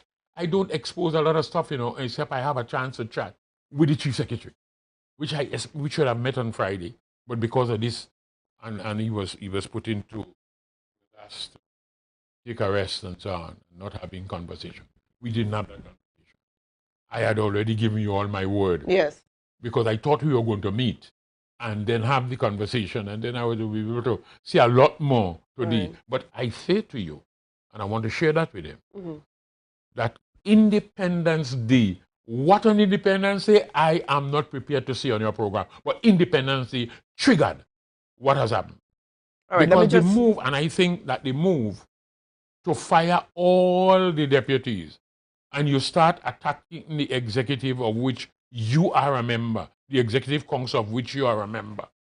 When you start to do that, I understand what is happening. And this is why I mentioned it to Julian, that section, I believe that the political leader of the PDP misunderstood something about the Tobago Assembly Act, doesn't know it, and I think that was misunderstood. The section that I mentioned in the Constitution, Section 49, subsection 2E, that says, if you are no longer a member of the party that sent you into the house, you have to resign, and a new election will be called. It happened in Trinidad with Jack Warner. You remember that? Right. So I believe that he may have looked at that and, not knowing the THA Act, believing that if I remove you as deputy, the next thing is I'll get you out of my party, because I control the symbol of the party. If I get you out of the party, before an election is called, whether it's 90 days down the line, I am going to be chief. In the meantime, I'm going to be chief, and I'm going to do what I have to do, but you are going to be out. An election will be called for your post, for your seat, and you have to win it to get back in. There is a but to that. But you were shocked when I talked to you in 2013? Yes. You were in another place. Yes. You and Carlston. You want me to share with the viewers what it is you said to me? I said to you all that the TOP is dead after they win 12,000 or something votes. Right. And I said, this is dead, and will never be resurrected. And I said, tell me no, Mr. Charles, how could you say that? How could you? Because we had a party that we went up, and I said to you, what did my response to your reaction to what I said was, you and Colston should make sure you record it, tape it, and you will have a chance to play it back. I'm sure there's still evidence of that. But is that what you're saying about the PDP? I'm saying that. I'm not saying that the PDP is dead. Right. All I am saying to you, some things, in fact, I am not revealing certain things. All I said, something triggered, and when they know, when I meet with the chief and others, and I say, this is what triggered this. So it was not told prior that something is likely to happen. What will happen? You should not be involved here. So no, it no, was no, no. not. Let me wrap up on this one point. No, I want to meet with you to tell you, this is what triggered that. Be very careful. This is what triggered that. So you are stating that it was not the issue that is in the not the issue that we're seeing. No. That's just a facade. The issue of not providing for those people. Right. It's not the crux of the matter. Not the root cause of this. This was planned. On whose part? If you examine what's happening, of course, I just mentioned it. I just mentioned that something on Independence Day triggered this one. Okay. This is my party, you notice some of the videos saying that. In my party, You're just a little hireling, You hear that? This is a hireling. Yes, You're I've not been wrong hearing in a sense, but I'm just saying, you hearing listen to the language. Yes. You're a hireling, In my party, and I control this, You better cool yourself and drink some tea. You don't set them things in public. Cooling bush. Drink some bush. Yeah, drink bush or something like that. And I'm saying to you, I don't want to get down into those things. I'm raising that because of what you asked me. Yes. That this thing is deeper than you think. And this thing is planned. That is the straw that actually broke the camel back. All right. Now, I know that you're supposed to meet with the chief. And you've said it quite a few times this morning that Many there's only times. so much that you're going to see. But in the minds of the persons looking on, Yes. what hope is there for a way forward? What hope is there for resolution for what is happening with what is happening? Well, I'm sure that when all the parties become knowledgeable and have an understanding, a clear understanding of the Tobago House of Assembly Act, of the environment in which we operate, what the population is expecting, what has happened to them as a result of this, and what should we do. When that is known, there may be some reconciliation taking place. All right. In the meantime, what happens? Because you said it's there may, the Yes, deputy solution to the chief may have misunderstood. I'm clear about that. That's not an opinion I express. That's a clear-cut statement. The deputy chief secretary and the political leader of the PDP misunderstood the THE Act. And I'm sure that he looked at the Constitution. I don't know whether he was advised. I can't see so. I'm not part of that. And I wish that we all as Tobagonians could sit down, chief secretary, deputy chief secretary, and everybody. And I know what you're looking at, what he's looking at. Yeah. I know. I am not guessing, you know. I am telling you, I know. You didn't hear, I didn't say, I believe. I know what he's looking at. Let me ask you here, Mr. Charles. I know the public is expecting some statement from you in terms of the way forward. What would you say to our viewers this morning with regards to the way forward for this debacle, this situation? You should be starting the center. We have a Tobago House of Assembly Act, and we have the functions of the assembly to be carried out. The structure is not yet put in place, you know. This present administration is 9 months old. Few days again, they could be 10 months in office, you know. The structure to allow them to carry out the functions of the THA is not yet in place. We started to put that in place. Let me just give you two things. Very quickly here in the interest of time. Very quickly. Yeah. We met with the Service Commission, the Public Service Commission, just about a month ago. I was called to meet with the THA and meet with the whole Public Service Commission came here. And I recognized then, and you're going to see a lot of changes, that for 22 years of the BNM, that the structure that I started to put in place had not been put in place. That's why people, they're acting, they're temporarily, that the Public Service Commission admitted that they did not understand this, you know, for 22 years. That is why people were not getting the appointment. This wasn't done. They were operating based upon the Constitution and how they do things in Trinidad. They now took the decision that we will now operate this because they don't understand the law for 22 years. Finally. There were 5 secretaries in my time. The chief, the deputy, and 5 secretaries. Right. That was changed in 2006. Mr. London administration carried the parliament, the cabinet created two more positions. Do you know that there was supposed to be 2 more administrators that were supposed to be appointed because each division and each secretary, the division is supervised by an administrator. You know the law. I'm trying to wrap up quickly and so on. Do you know that no action was taken since 2006, 16 years, to have the 2 administrators created so that they could function? There are this happened because 22 years. Because they did not know and understand They don't understand the THA Act. There are several other things, you know. Look at this quickly.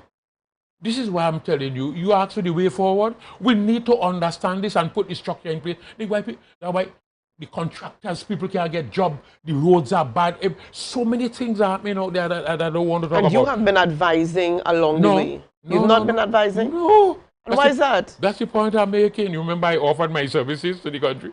It has not been formalized properly yet, but something has been done. It's taking long to do those things. And this is what, you know, terrifying me. Well, and I'm this is why hoping I after mentioned this 10 months. And you know, I'm looking at the live as well, and persons on the live are commenting here, Mr. Charles, that you know, you understand the THA Act, And I want to share it with them. and you've made that very clear in the early. So, and I know the Chief Secretary we met, and there was something to be done. Can but it it's taking long to implement it. All Because I right. can't do what I'm supposed to do. Out except of the thing evil is- commit good. Yes. Out of evil commit good. Maybe this is the maybe this is the very scenario to push things forward. Maybe this I is believe it. so. Yeah. This is why I said I believe so. Yeah. And you see, right now, I know in the interest of time, right now where we are, I don't want to share in the public what should be discussed. Because you go out there and you telegraph. And there are so many things that can happen Yeah. in that space. So I wanted to have a nice conversation with the Chief Secretary. All right. Including what happened to the people down there Yeah. at Crown Point. Yes, that situation with Do you know regards that the, I would have said what was supposed to be done to prevent that from happening? So you shared all of this with the chief secretary.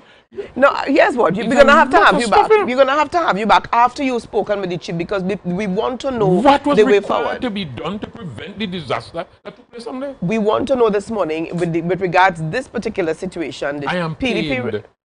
PDP/THA rift. What is the way forward? We can close with that. So you Yeah. let our viewers know what is the next step. A meeting with who knows the Tobago House of Assembly Act, with the Chief Secretary, first of all, and his executive. That's the first meeting Okay. that we should have. What, having regard to the rift that has taken place, let's call it a rift that has taken place, how do you get out of this that you can focus your attention upon the 60-something thousand people that is living on this island and deliver the services to them? All right. Is there going to be a meeting between yourself and the political leader, Of whom? the PDP? If he wants it. Because just remember, I'm talking government now, not party. Right. But he's the deputy, and I'm sure that when I talk about the Chief Secretary and his executive, the deputy political leader is part of that. All right. He's part of the executive. But you would not be meeting with him as the leader of the party. You know, except he wants it. Okay. Except he wants that meeting. All I'm right. prepared to do so once he wants that meeting. requests that meeting. All right, well, we want to thank you so much for joining us on the program this morning, Mr. Charles. It's always a pleasure to chat with you. And one person, I've always said, one person who knows and understands the THA Act. And that is why sometimes I'm so pained when I notice that the act is there and people who are in governance don't understand it. And that is why we're not getting the services delivered to the people. Yeah, we And need it's to not have that some people town are hall evil. meetings with you. Yeah, that's not because people are evil, they just don't know. They just don't know. All right, well, thank you so much, Mr. Charles, for being with us. Viewers, lots more coming up on the program. So remember, share the live, share the live, share the live. You can now get whatever you need whenever you need it anywhere in Tobago with Tobago. Your meals, medication, groceries, and shopping all delivered directly to you. No more hassle, no more stress. Get the Tobago app today on Google Play or Apple App Store. That's TAPPOGO, and let us deliver to you. Check our website at www.tapogo.app or call the experts at 494-TOGO and 484-4746. Tobago. Relax. We will get it to you. Tobago's at your service.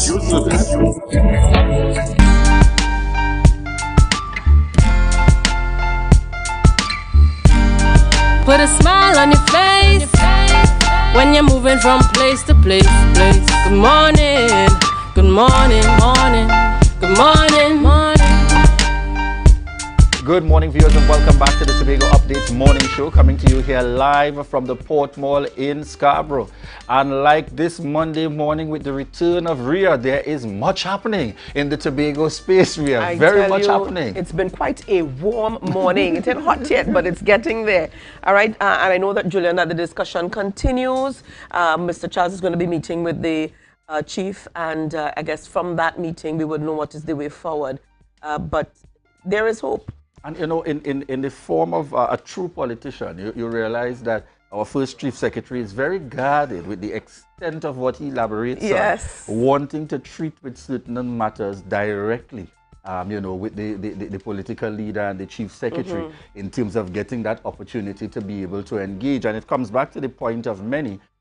Yes, the situation may have started in the public space, but there's an opportunity to really treat with it, in a more detailed manner in terms of moving and advancing the island of Tobago first and foremost. It's very interesting. We look forward to the developments.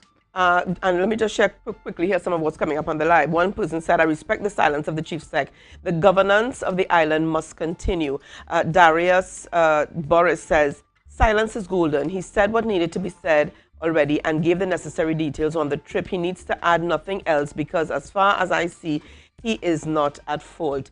Persons, of course, would have their own take on things, but at the end of the day, understanding, according to Mr. Charles, what propelled this, what is the crux of the matter, what started this, what is the root cause. This was not just a fly-by-night. That came out by the third video.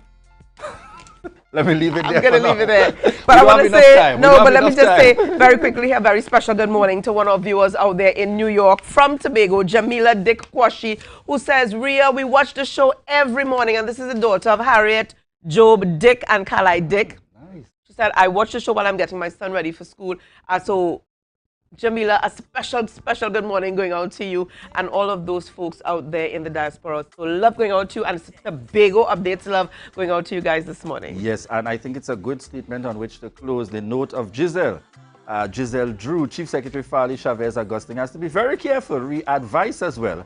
Many have their own agenda. So, heavy is the head that wears the crown, Ria. Heavy is the head that wears the crown. But viewers, this has been the Tobago Updates morning show, coming to you here live from the Port Mall in Scarborough. And we thank you so much. Yes, it's Monday the 12th. It's the return of Ria Richardson George in the midst of all the bacchanal. She's here. She's here to lend that support as we continue to move things forward. And we want to thank you so much for that continued love and support. Stay tuned, Ria, because we're heading straight on over the GMT with Candice.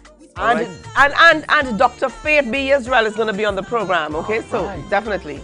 Looking forward to the follow-up discussions. Phillips. Yes, the thing serious. Bye, folks. Bye, Tobago. Good morning, Tobago. Good morning, Tobago.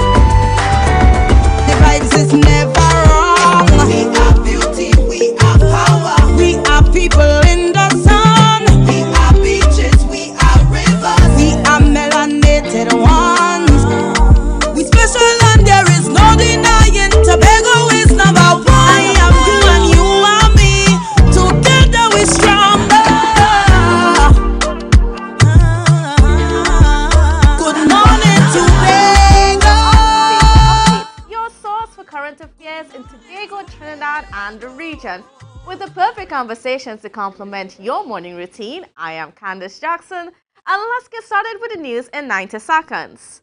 In a statement issued yesterday, the Roxborough folk performers said they did not receive any cash or check assistance for their trip to New York from the THA. They are at the center of a public spat between the Chief Secretary Farley Augustine and Deputy Chief Secretary Watson Duke. The Russell folk performers found themselves in New York without money for food or accommodation on a privately arranged trip. Duke issued a public call for the Executive Council of the THA for emergency assistance for the group, but was denied. Last Thursday, Augustine told the media that the THA assisted the group of 27 individuals with tickets to New York amounting to over $400,000, which was paid directly to service providers. Meanwhile, the Bonaccord residents with unsettled negotiations for lands required by the state to construct the new airport terminal were unsuccessful in attaining an injunction from the court for their evictions. However, Chief Secretary Fali Augustine issued a statement detailing measures the THA has taken to assist the residents in moving by September 15th. Despite the plan of action, Augustine admitted that the timing was too short. He called for leniency from the government to ensure residents can access temporary housing before their new homes can be constructed. And nationally, Minister of Health Terence Dayal Singh was diagnosed with swine flu. He shared his diagnosis while speaking on Sunday at the Trinidad and Tobago Medical Association's annual medical research conference. On August 29th, the Ministry of Health said Dayal Singh had been hospitalized after experiencing flu-like symptoms. A diagnosis of COVID-19 had been ruled out. He resumed duty on September 5th after making a full recovery. And that was the news in 90 seconds. And you know, of course, we have a lot happening in the Tobago space, a lot to get in, especially with what's going on with our THA. But, you know, we're going to put a pause on that conversation for a while, but we're going to get into something that's going to be good for our people. And on set with me, I have none other than the Secretary of Health, Wellness, and Social Protection. Sorry, I still get that. I still tie up with the old name. But anyways, so we have none other than Dr. Faith B. Israel. Special good morning and welcome to you. Good morning, Candace. Good morning, everyone.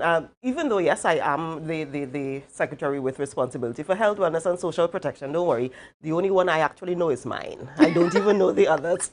I'm actually here in my capacity today as Assemblyman, area representative for the Bell Garden, Glamorgan district to talk about the project we're doing this afternoon. Yes, and that project, well, I mean, we have an ad going out and it says, get registered, right? And of course, this is appealing to people in the community as well as businesses and so on. So I want you to just get into details about this program. Certainly. So when we came into office in December, we recognized that one, you know, when you're on the campaign trail and you're buffing up your face about a lot of things, you realize that when you get into office is a very different thing, or there are specific rules that you need to follow to get things the way it needs to be done correctly.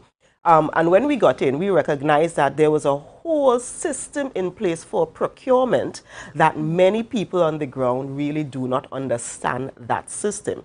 So you would say to people while campaigning, you know, we need you to register your business so that you could get contracts with the THA, you could, you know, build your own business, you be in the private sector and that kind of thing and work with the THA. But when we got there, we realized that the process for doing that was very difficult. So this program this afternoon is really to get people registered so that people understand what it takes to have a business, to have the business properly registered, to have the bank account properly done in the business name, but possibly even more important than those two things, to be registered with the Tobago House of Assembly Procurement Unit. Because that is where the buck stops with many people. Many people, you know, they've gone and registered the name and that kind of thing. But when you ask, or when they come to say, but I want to provide food, I want to do construction, I want to take pictures, whatever it is, we then have to ask, are you actually registered with the procurement unit of the Tobago House of Assembly?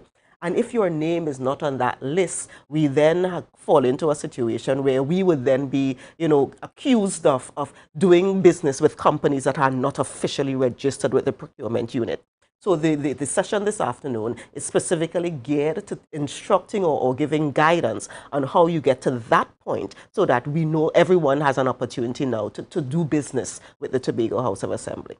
And on that point, I just wanted to go into some details about, you know, what is this process like? Because like you said, a lot of people don't understand, you know, what it takes. And because it's not just to make our lives miserable, but it's just so that there's proper accounting mechanisms, and so that when the Auditor General comes through, there's no red flag. So, I mean, just so that those who are listening and they're wondering about these things, because, I mean, we have all the complaints about who gets contract or who doesn't get contract, and they don't like this one or they favor in this one.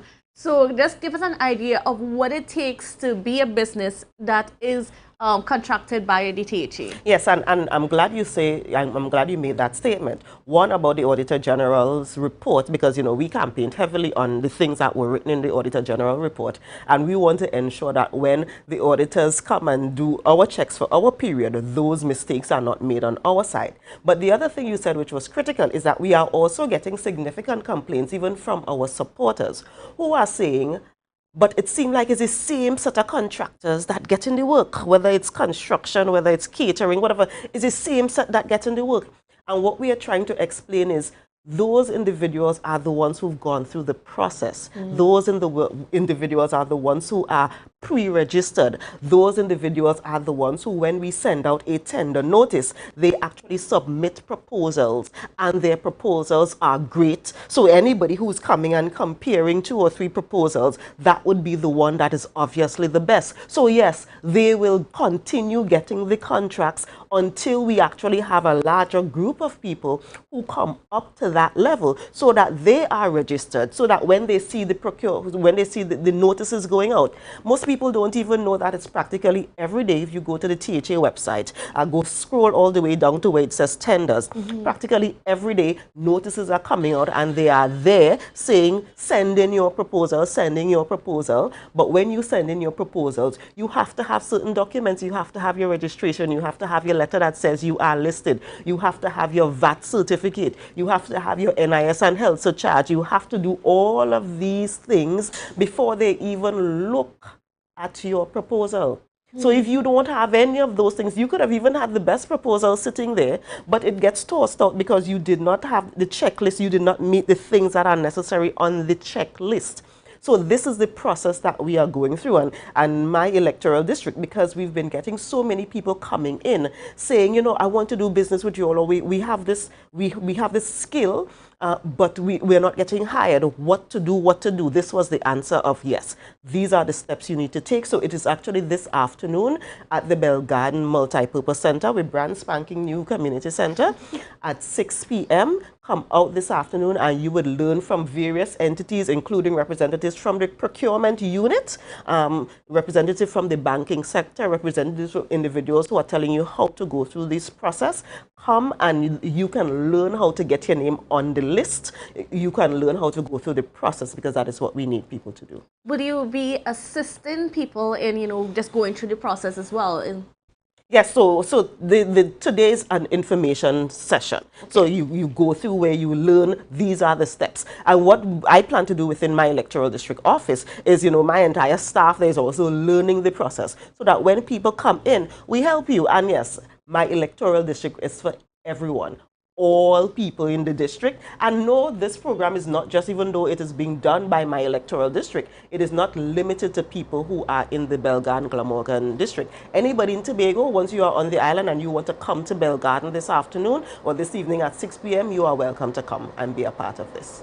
And tell me how important it is to make sure our public really understands that process. See, one of the things we recognize is that we take certain things for granted. We kind of assume that people know things. As a matter of fact, I did not realize how much I didn't know until I got into this seat and then realized, wow, these are the steps. As a matter of fact, I always joke that my administrator, she jokingly always says to me, Dr. Faith, this is a process. We have to do this and do that. And it is not going to happen in 2 days, Dr. Faith. The world does not run like that. This is what we have to do.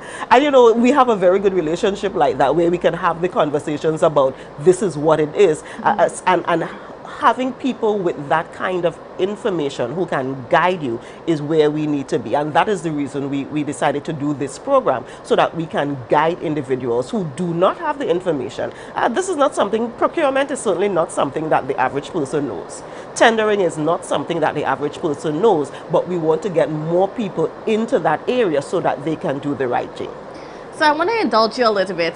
Now we're seeing some, I mean, we've had that big debacle. I mean, it's still being unpacked, and of course we're awaiting the chief secretaries. We're waiting the results of that, and when that time comes, we'll bring that information to the public. But, you know, we are seeing sometimes where people get contracts, you know, the drop of a hat, there's that soul tendering thing, and, you know, people are always raising questions as to, wait, well, we have to go through this long process now to get on the list, and how do these people just get selected just so, in other words, right? Exactly, and there are actually rules about how you can sole tender. So, for example, if there is an absolute emergency situation, there may be provisions to sole tender. If there's a situation where this provider is already registered, and we know that this is the only provider in the space who does this work, then who else are you asking to send in proposals? You know, so there are provisions even within the rules that allow for sole tendering. That is why but you have to actually follow the rules. You have to actually justify why you're going this route versus going the normal route of getting the different tenders and going through the evaluation process and that kind of thing.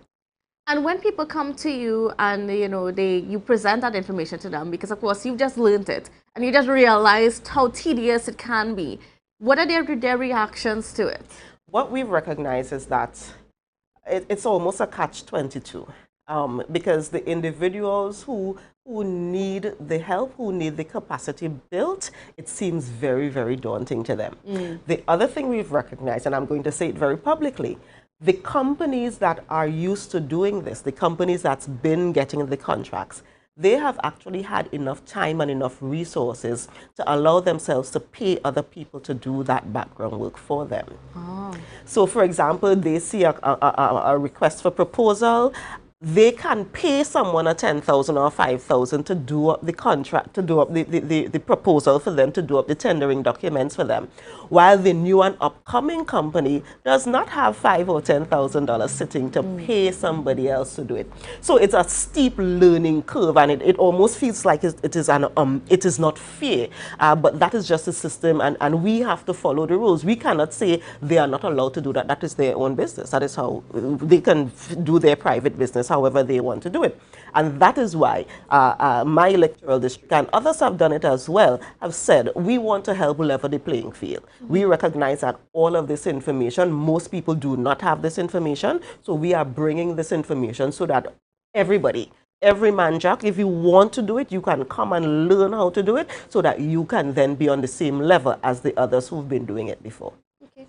So, I mean, as we're getting ready to wrap up this interview, I mean, just wanted to give just the details again for this afternoon's program. Certainly. So this afternoon at 6 p.m., come out to the Bell Garden Multipurpose Center. You just come and say you get registered. That's the name of it. Get registered, and you learn about all of these processes. And we would actually be able to help you in the future as you go forward to help build out. So we would see, for example, maybe the next time I do a program, it would be on how you write proposals, because we recognize that that is where people need the additional help and so forth. So that is where we are going this afternoon, 6 p.m., Bell Garden Multipurpose Center. Come and get registered. And don't be discouraged by the process as well. Don't be discouraged by the process. Don't be discouraged by the process. Okay, great. I want to thank you so much, Dr. Faith B. Israel, for being on set with us and to just giving us some information, a little insight as to what it takes to become a contractor for or service provider for the THA. So, of course, if you want more information, just go out to the Bell Garden Multipurpose Facility this afternoon at 6 p.m. and get all the information so that you can at least be on the list. Yes. So, all right. So, viewers, don't go anywhere because we've got a lot more coming up for you on Good Morning Tobago. See you after this break. Excel Spa by Haley, where our highly trained staff are ready to deliver the top-class services in facial massages, waxing, nail enhancement, and body treatment. We are ideally located at Coco Avenue, Switzerland, Tobago. You can find us on Instagram, Facebook, TripAdvisor, or you can call us on 730-0149. Excel Spa by Haley. Relax, renew, and rejuvenate. advertise with Tobago updates. Call 284-6597. If you have a small or large business, we can get your information in front of the masses. Reach our rapidly growing viewership on Facebook and YouTube. Promote your brand in Trinidad and the Caribbean through M&E TV Now and Gayel. Yes, we can build unique ads for your business. Call now 284-6597 and advertise with us. The best place to stay in Tobago is at Thorns Place, with rates starting as low as 200 TT. Call or WhatsApp 745-7306 or 682-8676. We are located uptown Scarborough, 5 minutes away from the port. Remember, at Thorns Place, our aim is to make your stay safe and affordable. Life, the concert. Says our destiny. Friday, 23rd September. The night before Republic She Day. says our destiny to get next to me. At the concert capital, the Queen's Park Savannah. Life, the concert. Mavado and his full band. MI4 Security Services Company is the most advanced security service in Tobago. Ask about our cash and transit service. It's safe, risk-free, reliable, and timely. We provide safe banking delivery for all business types and sizes with highly trained staff, 24/7 monitoring, coordinated emergency response, and a well-maintained fleet of armored vehicles. Contact us at 660-7723 or visit our website at www.mi4securitytt.com to sign up today. Mamai Lakai Home Services. We specialize in cleaning of carpets and rugs, mattresses, living room and dining room sets, vehicle detailing, cleaning and sanitizing of homes and commercial spaces. We also do landscaping and tree cutting, pressure and power washing, floor care, fumigating and air purifying. You can also call us for professional painting services, babysitting and adult sitting. Call us now 333-4430 at Mamai Lakai Home Services. We take cleaning to another level. Yeah. Hey. Tobago updates.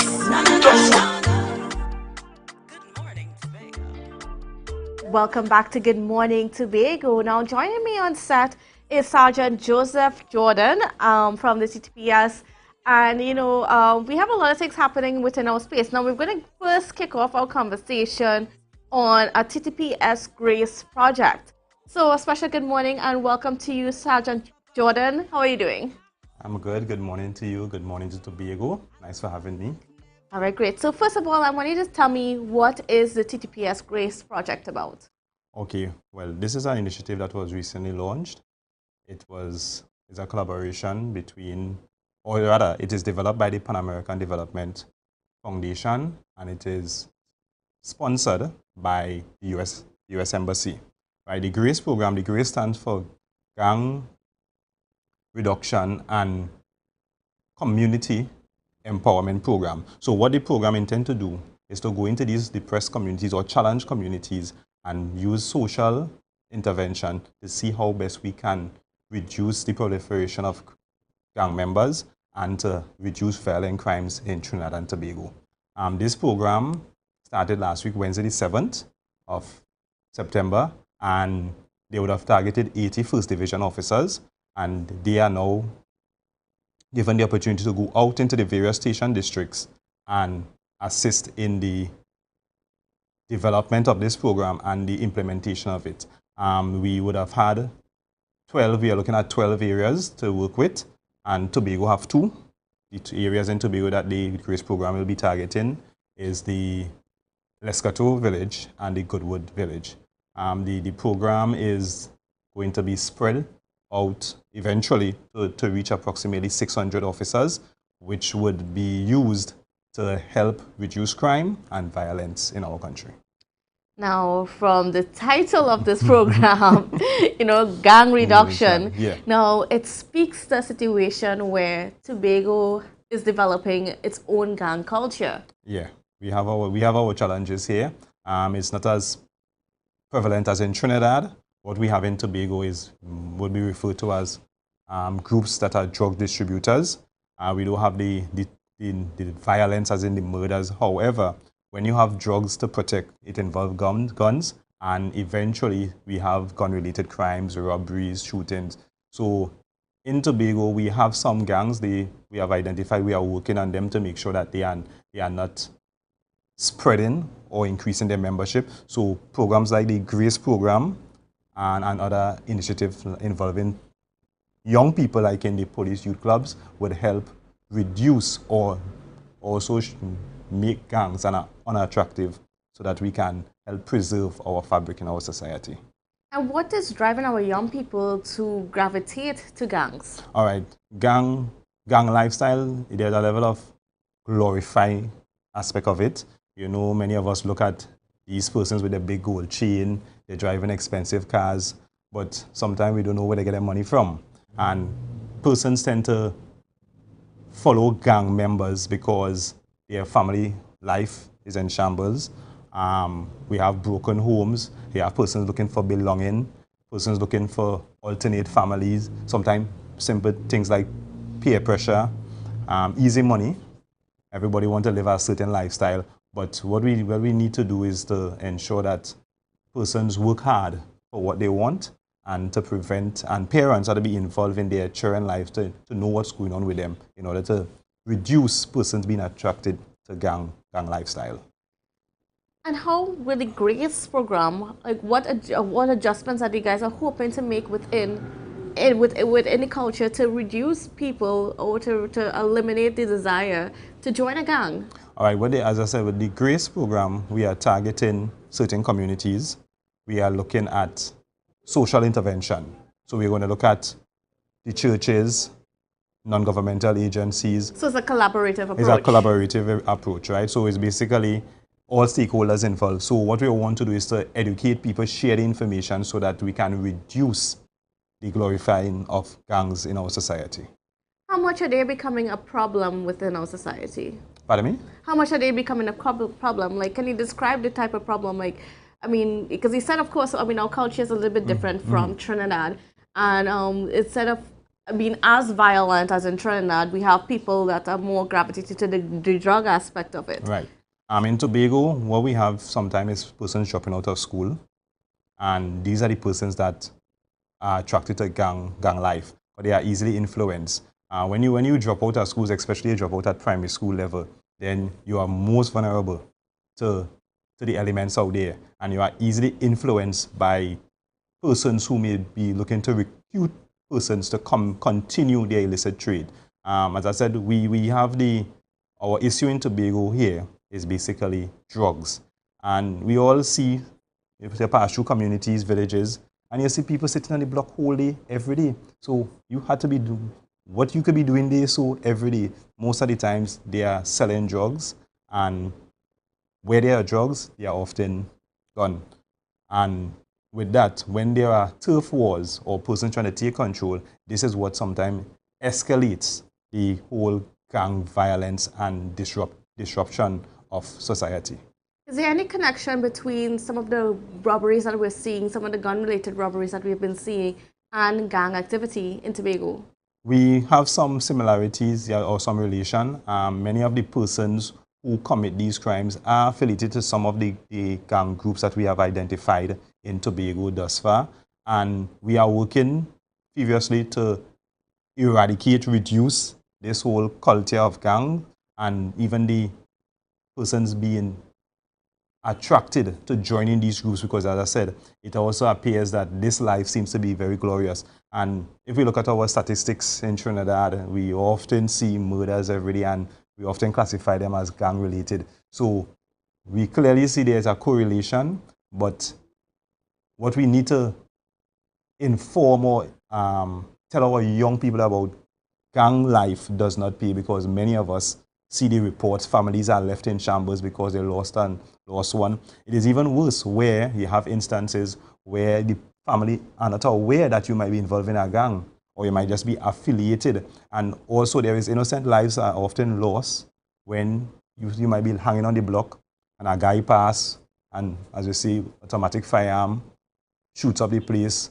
persons get killed, persons get injured, and this is the society that we are trying to prevent from growing in Tobago. Right? And is there any connection with the COVID-19 pandemic and the increase in gang activity in Tobago? Not that I'm aware of, because during the COVID period, many of our crimes and unfortunate incidents were reduced, and a lot of people were home because of sometimes even the restriction of persons. A lot of the elements were unable to move as they were. So the COVID-19 period would have seen some tapering of some of the illegal activities and the gang related violence in Tobago as well as Trinidad. And then has the police also had any success in dismantling gangs in Tobago that have existed? Yes, we have had some success in that aspect. And at the time when we did that study some years ago, most of those persons, some of them would have died as a result of gun violence. And we are seeing some reduction. However, the statistics are not always readily available, and sometimes it's not like you're going to see somebody sign up. It's like, hey, I join a gang and had this big white flag. Yes. So intelligence, constant observation, police investigation, that is how we would be able to attest as to whether these persons are involved in gangs or not.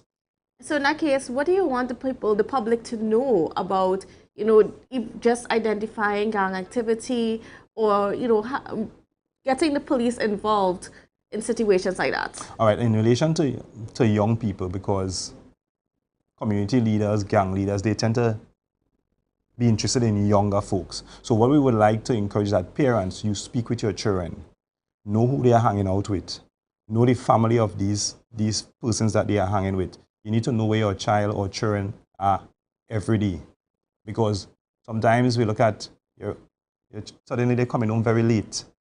They may be hanging with a group of persons that initially may turn out to be okay, but there are always the negative influence within groups. So sometimes, people go and start, they might be picking oranges, go and steal food from the neighbor. Eventually, they may start to steal things from the neighbor yard. And these are some of the things that we need to be aware of. So having that open communication with your children helps a lot along the way. If you have challenges, there are police, like for example, the police youth clubs. You can enroll your child or children in these programs to help them stay on the right path. You must be, as a parent, you must be able to indicate to your children what is right and what is wrong, what is acceptable in society and what are unacceptable. Because we all have our beliefs, our customs. However, in order to have a safe community, there must be a clear path as to what you intend to do. You have to think about your future. So these are the conversations that you need to have with your children in order to prevent them from getting involved in gangs. So you guys are going to be launching the GRACE project soon. When and where are you going to be launching it? Well, in Tobago, no date has been set as yet. However, what I can see, the program it was launched last week in Trinidad. For Tobago, we're going to be targeting Lescato and Goodwood. So in the very near future, that information will be made public. So as it stands, it's in its embryonic stage. So we are looking forward to it coming to Tobago very soon to assist in keeping Tobago safe. And for people who are in an NGO or faith-based organization or any kind of thing like that, how can they get involved and work with the police towards helping our young people stay away from gangs? All right. Well, generally, most of our NGOs, faith-based organizations, they already have a relationship with the police. So what we often do, we sometimes tap into resources, and likewise, they will tap into our resources. So it's a already established formality. So it will just be a continuation as to what we do. The program, for future reference, person needing to get in contact, they can communicate with the Commissioner's office. And these are some of the avenues which we are able to reach out to the public and to our communities to help reduce crime. And I think an important thing to note is that, it helps when everybody gets involved to work together. Certainly when we have all the stakeholders playing, and the business community, we have sport, religious, all aspects of society, you and I, everybody plays a part in making something successful, and this is what the GRACE program is about. It's about a collaborative effort in order to make Trinidad and Tobago safe. And of course, to stop or to prevent this gang culture from becoming a serious problem within our society. Especially in Tobago, because I mean, we have our challenges in Trinidad. We can't give up. We have to continue doing our best. So whilst we in Tobago here are relatively safe, we want to ensure that that continue by everybody being involved, get, as I say, all hands on deck, and we can reduce gang activities and bring a better island. All right. Well, thank you so much, Mr. Sergeant Jordan. Jordan, for being on set with us and for just, giving us an little insight into the GRACE program. And folks, please get involved if you can. It's about keeping Tobago safe and, of course, helping our young people to stay on the right path and not become a problem within our society. All right, viewers, don't go anywhere, because when we come back, we'll be chatting with Nkosi Phillips, Unity of the People, who have some updates for us when it comes to Carnival and that situation that's going on with Chief Secretary and Deputy Chief Secretary. All right, don't go anywhere. We'll be back right after this break. Everybody only worrying. Never ever worry. Don't mind how things looking hard. I tell them never ever worry. If your nice car get damaged bad, I tell them never ever worry. What I'm saying is true. So just consider, Tatil is always right here for you. I tell them never ever worry. Don't mind if life make you sad. I tell them never ever worry. If your house get flooded out real bad, I tell them never ever worry. What I'm saying is true. So just consider, Tatil is always right here for you.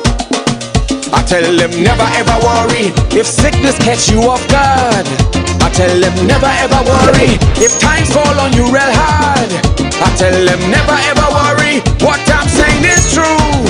So just consider, Tatil will always be here for you. Never worry about a thing. Tatil, where people are people. You know what I mean.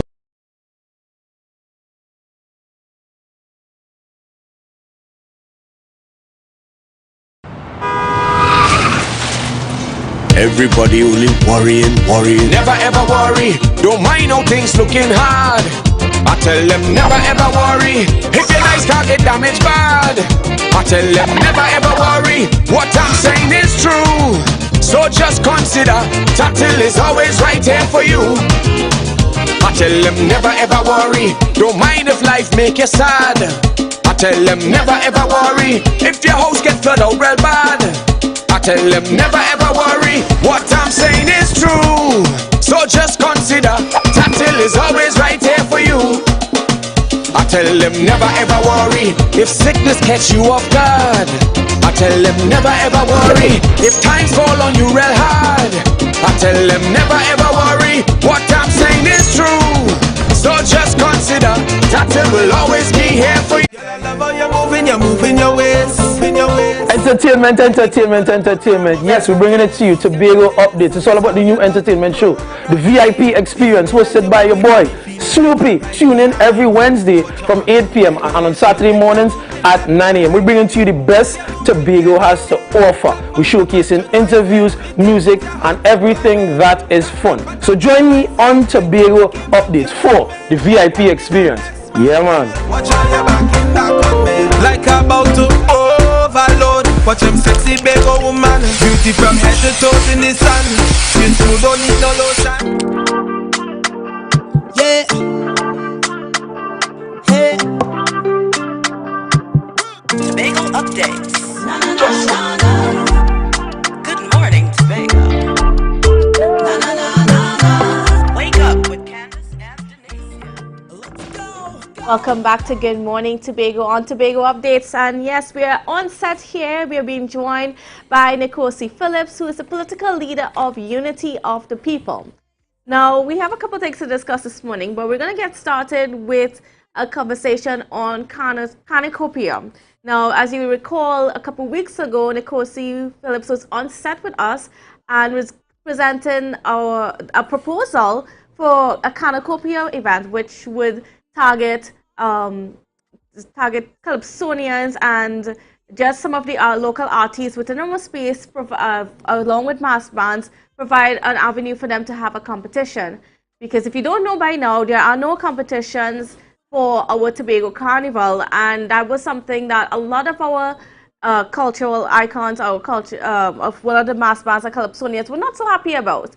So because they want a competition, Nkosi. Yes, they do, but you saying that they have none, but I think I heard the assistant secretary saying on Radio Tambrin just last week that they're going to have competition, so I'm Yes, confused now. there is that conversation about a competition, sorry, that's happening. So now you submitted your proposal. Right. So, and I just want you to give me an update on what happened with that proposal that you submitted for Cornucopia. And of course, for viewers who don't know, this is supposed to take place in Buku. You know, you had a Yes, October the 21st. Right. God spare life if it does come off. It is Cornucopia Mass and Carnival Calypso Monarch competition, and this was in treating with the lack of putting out something for our competition for the Mass and Calypso Monarch personnel.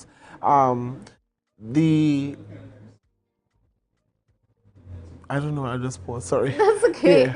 All right. Yeah. So give me an idea. You submitted your proposal to the Yeah, Secretary yes. of Tourism. What happened when you submitted that proposal? Immediate shutdown as always. This is the third proposal and project I've submitted to the Secretary of Tourism, and she continuously shut down my project. And then she sent an email or a response. An email or response came to me, and I sent back an emailed response. So therefore, after that email response, I got no response. But I was so unfortunate that in the response, they would have mentioned that prizes, notwithstanding this proposal was reviewed, and it should be noted that a grant of approximately $443,000 towards prizes cannot be committed to due to already agreed obligation.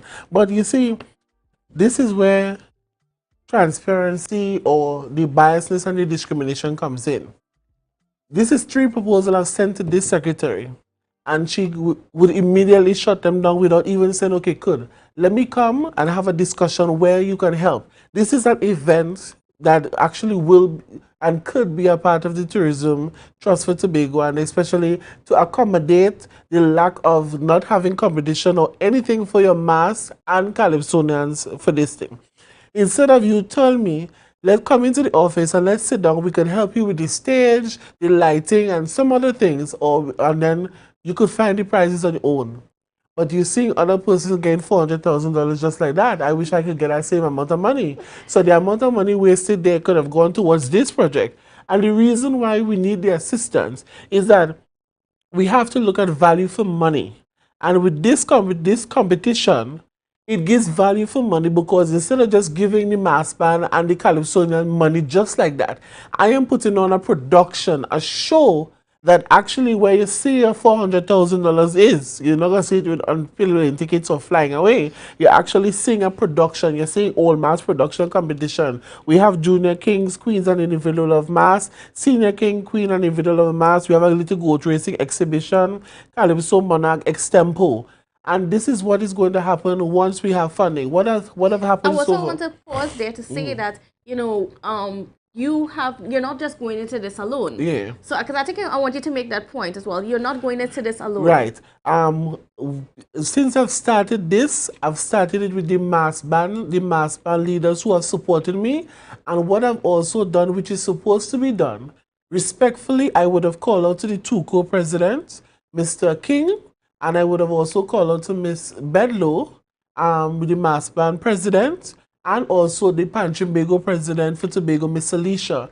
When this was done, I raised the project with them so they can see that I'm not jumping on anybody's toes and I'm not being disrespectful. I opened an invitation for them to be a part of it, to give me some consensus of if the project is going good, how do we do the registration, certain things, and I've constantly have them in the loop. I did not keep them out or anything, although it's my event or event run under TTU to Rise. It is respectful to incorporate them because it's about them and it's about their leading. And they are on board. Right. Well, so far, I'm liaising. Well, the band leaders are there, and some of the band leaders are there, and so far, Miss Bedlow has been very helpful, and you know, she's giving information in terms of how I should do this and whatever. She's very helpful. She's very helpful and putting all the information to the bands who want to be a part of it. And things tomorrow, on Tuesday, we're having a big meeting tomorrow. and the book integrated facility for the mass band and calypsonians who are interested. The registration has already came out since last week. You can get the registration on my party page. I'm political leader Ed Phillips, your Unity of the People or TTU to Rise, or you can contact 297-5667 to get your registration, or you can contact collect it at the Buku Community Center. So, you know, you guys are going ahead, even though you didn't get any support from the THA, you guys are going ahead with this festival, with this event. And how are you guys going to be able to fund it now? Well, so far we have sent out a lot of requests. I have sent out over 183 requests or proposals to 183 sponsors throughout Trinidad and Tobago. Unfortunately, well, not necessarily unfortunately, we are still awaiting responses. For this whole week, is going to be called. Some of the persons are waiting for budget. But you know what is the striking thing with the responses?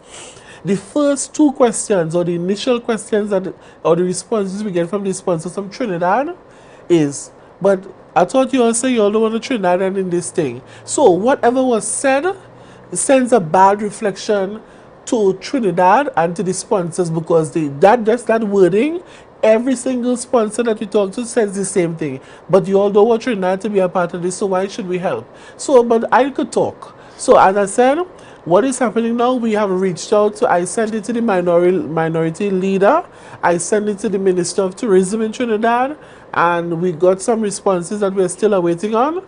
And I also sent it to the Minister for Tobago West, and we are waiting on responses. I think tomorrow we're going to have a meeting with the minister and to see if we can pitch the idea to her face-to-face, the mass band personnel who will be there, the calypsonians, and we still want to incorporate PAN, but we're trying to see if we could fix the budget first, make sure that we get at least the price structure and get some help there, and then we can go forward. We will really like the event to come off. Hit or miss, once we get the funding, the event is going to come off. If we don't get the funding, the event is still going to try to come off, or we're going to put it forward to a later date or something. But for now, I am putting all guns on board and trying to push the event. I'm getting the support from the mass band and the calypsonians so far, and we've been sharing it. We've been sharing it all over the place. Some sponsors have been calling and asking what area we want to sponsor. So we're looking at the price structure for now. What has happened is every single meeting I have, any decision that I'm making, I am making it with them, right? To make sure that they're included in everything. For example, the bar for this event, when we're looking at the bar area, we're tendering the bar so that we're opening an avenue for persons who want to tender the bar for that event. They can come. The staging as well, we're going to be tendering the staging. We're opening it so it's a transparent thing. We're not going to pick somebody we know to get a stage or somebody we know to get a bar. What we have already said with the vending part of it, we're going to give first preference to the mass band, because I'm trying to make the money go back to the mass band so they can have a preparation or more money to go into their costume making for next year carnival as well. Or if they didn't make anything through this carnival, this event is actually to put money in their pockets, because they need to be reimbursed because costumes don't make themselves. Yes. We have been shut down for a long time. And this is what this administration is not getting. The carnival committee, they have been very disrespectful, because I think some of the meetings I've not went to them, but we're hearing a lot of things, they're not listening. And with this event, I have listened. I've listened, I have comprehend what they're saying, and now I've put this proposal together based on what is out there in the public. So all I'm asking, or all I was asking, if the Secretary of Tourism could just come down from there, and she could have just said, let us go and Nikosi come in and let's meet and sit. We may not have finance, but let me help you with a little stage, or I help you with a paper towel or something. I would have respected that. But they're showing a level of biasness and discrimination to my events, and I've seen, because this is the third proposal I've submitted to her, and I have gotten an immediate shutdown. I've sent the proposal to the Chief Secretary. To this day, no response. I've even dropped it off in my whole body on the table to his secretary. No response to this day. So I'm waiting. I don't want to pick on anybody's toes, because I'm still begging and lodging. So therefore, I'm begging to see if this can be added to the events. If they don't want it in events, no problem. But I just want to make sure that our Calypsonians and our senior citizens can come to an event where they can relax and enjoy what used to be the actual carnival, not just a little party and a fete and some girls wearing bikini or something. So this is all I'm trying to do. And I want to get a little bit more into that aspect of things, as to the reason why that you're doing this and the reason why you're pushing so hard for this to happen. Right, the reason why we cannot say this is the carnival and the image and you leave out disrespectfully the Calypsonians, the mass bands and stuff. I'm also doing it because we have to cater for all different types of generation. We have the senior generation, we have the younger generation and the middle-aged generation. You know, senior people like to see Calypso. Despite you all may say our Calypsonians and them in Tobago not good, they want it still here. We have a lot of things in the media right now, and you know, especially Croco. When drama come out in politics, you get the best politics, right? The best Calypso you can get. So I am sure that these Calypsonians can bring out the best, especially with the Lacareda going on right now. We will have the best Calypso monarch coming out in this competition and going forward. So I am catering for the seniors. We have left them out completely, and that is what I'm actually doing. We will have things for our young people. I'm trying to incorporate our local artists. Since this has happened, up to last night or this morning, some men who have been singing soca in this Tobago space, they are very saddened that not being a part of they're seeing a lot of big acts coming from Trinidad and getting money and stuff, and they have been left out. So I'm calling on them as well. I'm trying to open an avenue where everybody can come and showcase their talent. Even though you're now starting to sing soca or whatever, if I can incorporate you in this show and that event, once the show comes up, I'm willing to take you. It's just for you to highlight your talent. We need to focus on our Tobago act, not just focusing, for example, let's say Adana and then pushing Adana. No, there are other acts. There are Simba, there are Mr. Waki, there are Trip, there are different people who sing in the Tobago space. We need to push all of them, give them an airplay, give them that kind of push as well. And this is what I'm trying to do. It's trying to hold an event that speaks to the actual carnival, the image and the tradition of carnival, and also to put something for the senior citizen, also to respect the Calypsonians and our mass band leaders, and not just the ones who rubbing shoulders, and I will continue to say that without any fear or prejudice, and trying to just give something to Tobago that really we could actually talk about, something that, not just the Fed. And I must congratulate the team for the launch of the carnival. I give kudos to it. I swear I was in a big fete in Trinidad. Well, I wasn't there, but I saw it on TV. But I give kudos to them for that. But I'm still going to come after them in regards to the spending and how much money was spent. Because we haven't even seen the development yet of the people of the island of Tobago. But for now, I give kudos to the band launch, the carnival launch, to the committee that had put it in place. But this is all I'm trying to do for this mass and carnival Calypso Monarch. Do you think that the rejection of your proposal has anything to do with your personal choice and your personal life? Yes. I am not going to hold back. And you know me, I just say plain talk bad manners. I believe it's because of my personal choice. But at the end of the day, they have to sit down and face it. I am not going to leave here until God says, okay, I'm ready for you. And I'm going to walk into heaven if I'm going to get there. Right? At the end of the day, it's not about that. I am here so long. It's not like if I'm new to this space. And you know what is the problem? The problem is, who would you trust? Somebody who's open and out in the public, or somebody who is in the background? And we've seen it. During the COVID season, you see how much persons were charged for molesting children and rape and all these things. And these are people who you all, thought was perfect and all the goody-goody two-shoe. And it's time Tobagonians or persons like those persons in authority who say they want change, forget about my image and look at what I can do. If that isn't sound, I'll make sure it's sound through them. Because at the end of the day, I will use all means for them to have respect for the things that I'm doing. Forget about me and forget about my image. At the end of the day, you have to face it. Right? At least I'm not killing, I'm not raping, I'm not robbing anybody. I'm doing something good with the ability and the talent that God has given me, and I will continue to do it. As the political leader to unity of the people, as the ambassador to Trinidad and Tobago, whether they don't like it or not, I will continue to work for my people of Trinidad and Tobago, if they don't respect me or not. So at the end of the day, we need to put that aside because they're worse than me out there, and they're not doing what they half as much as what I do. Look at it. I am not sitting in an assembly seat or a minister or anything, but last year I distributed 10,986 hampers. And what I did with the private sector, and this year I'm going to do 20,000 hampers again this year. I'm telling you, it's going to happen because I'm committed to the people. And this event, Copia and Carnival Mass Band, I'm committed to making it happen because our mass band, some of them have been disrespected. We need to put aside all that is happening and focus on our calypsonians are in the air because some don't know what's going on, some not, and I'm trying to do this for them. This has nothing to do with me. Forget about me. Forget about not wanting to help me because of how I look or who I am. But do it because you want to respect your culture, you want to respect the people that have worked hard and molded the mass and the imagery of Trinidad and of Tobago. Do it for them. Right? If even you want me to step aside and you want the proposal that they don't start to snatch already, some pieces of it, I don't mind stepping aside. But let's do this for them. Right? But at the end of the day, still, forget about me. Why am I a threat to people in Tobago still? I am normal. I'm Hugh Candice. You know, I tell you, you could call me, you could jump on me. If I become Prime Minister, you could jump on me, you could ball on my name.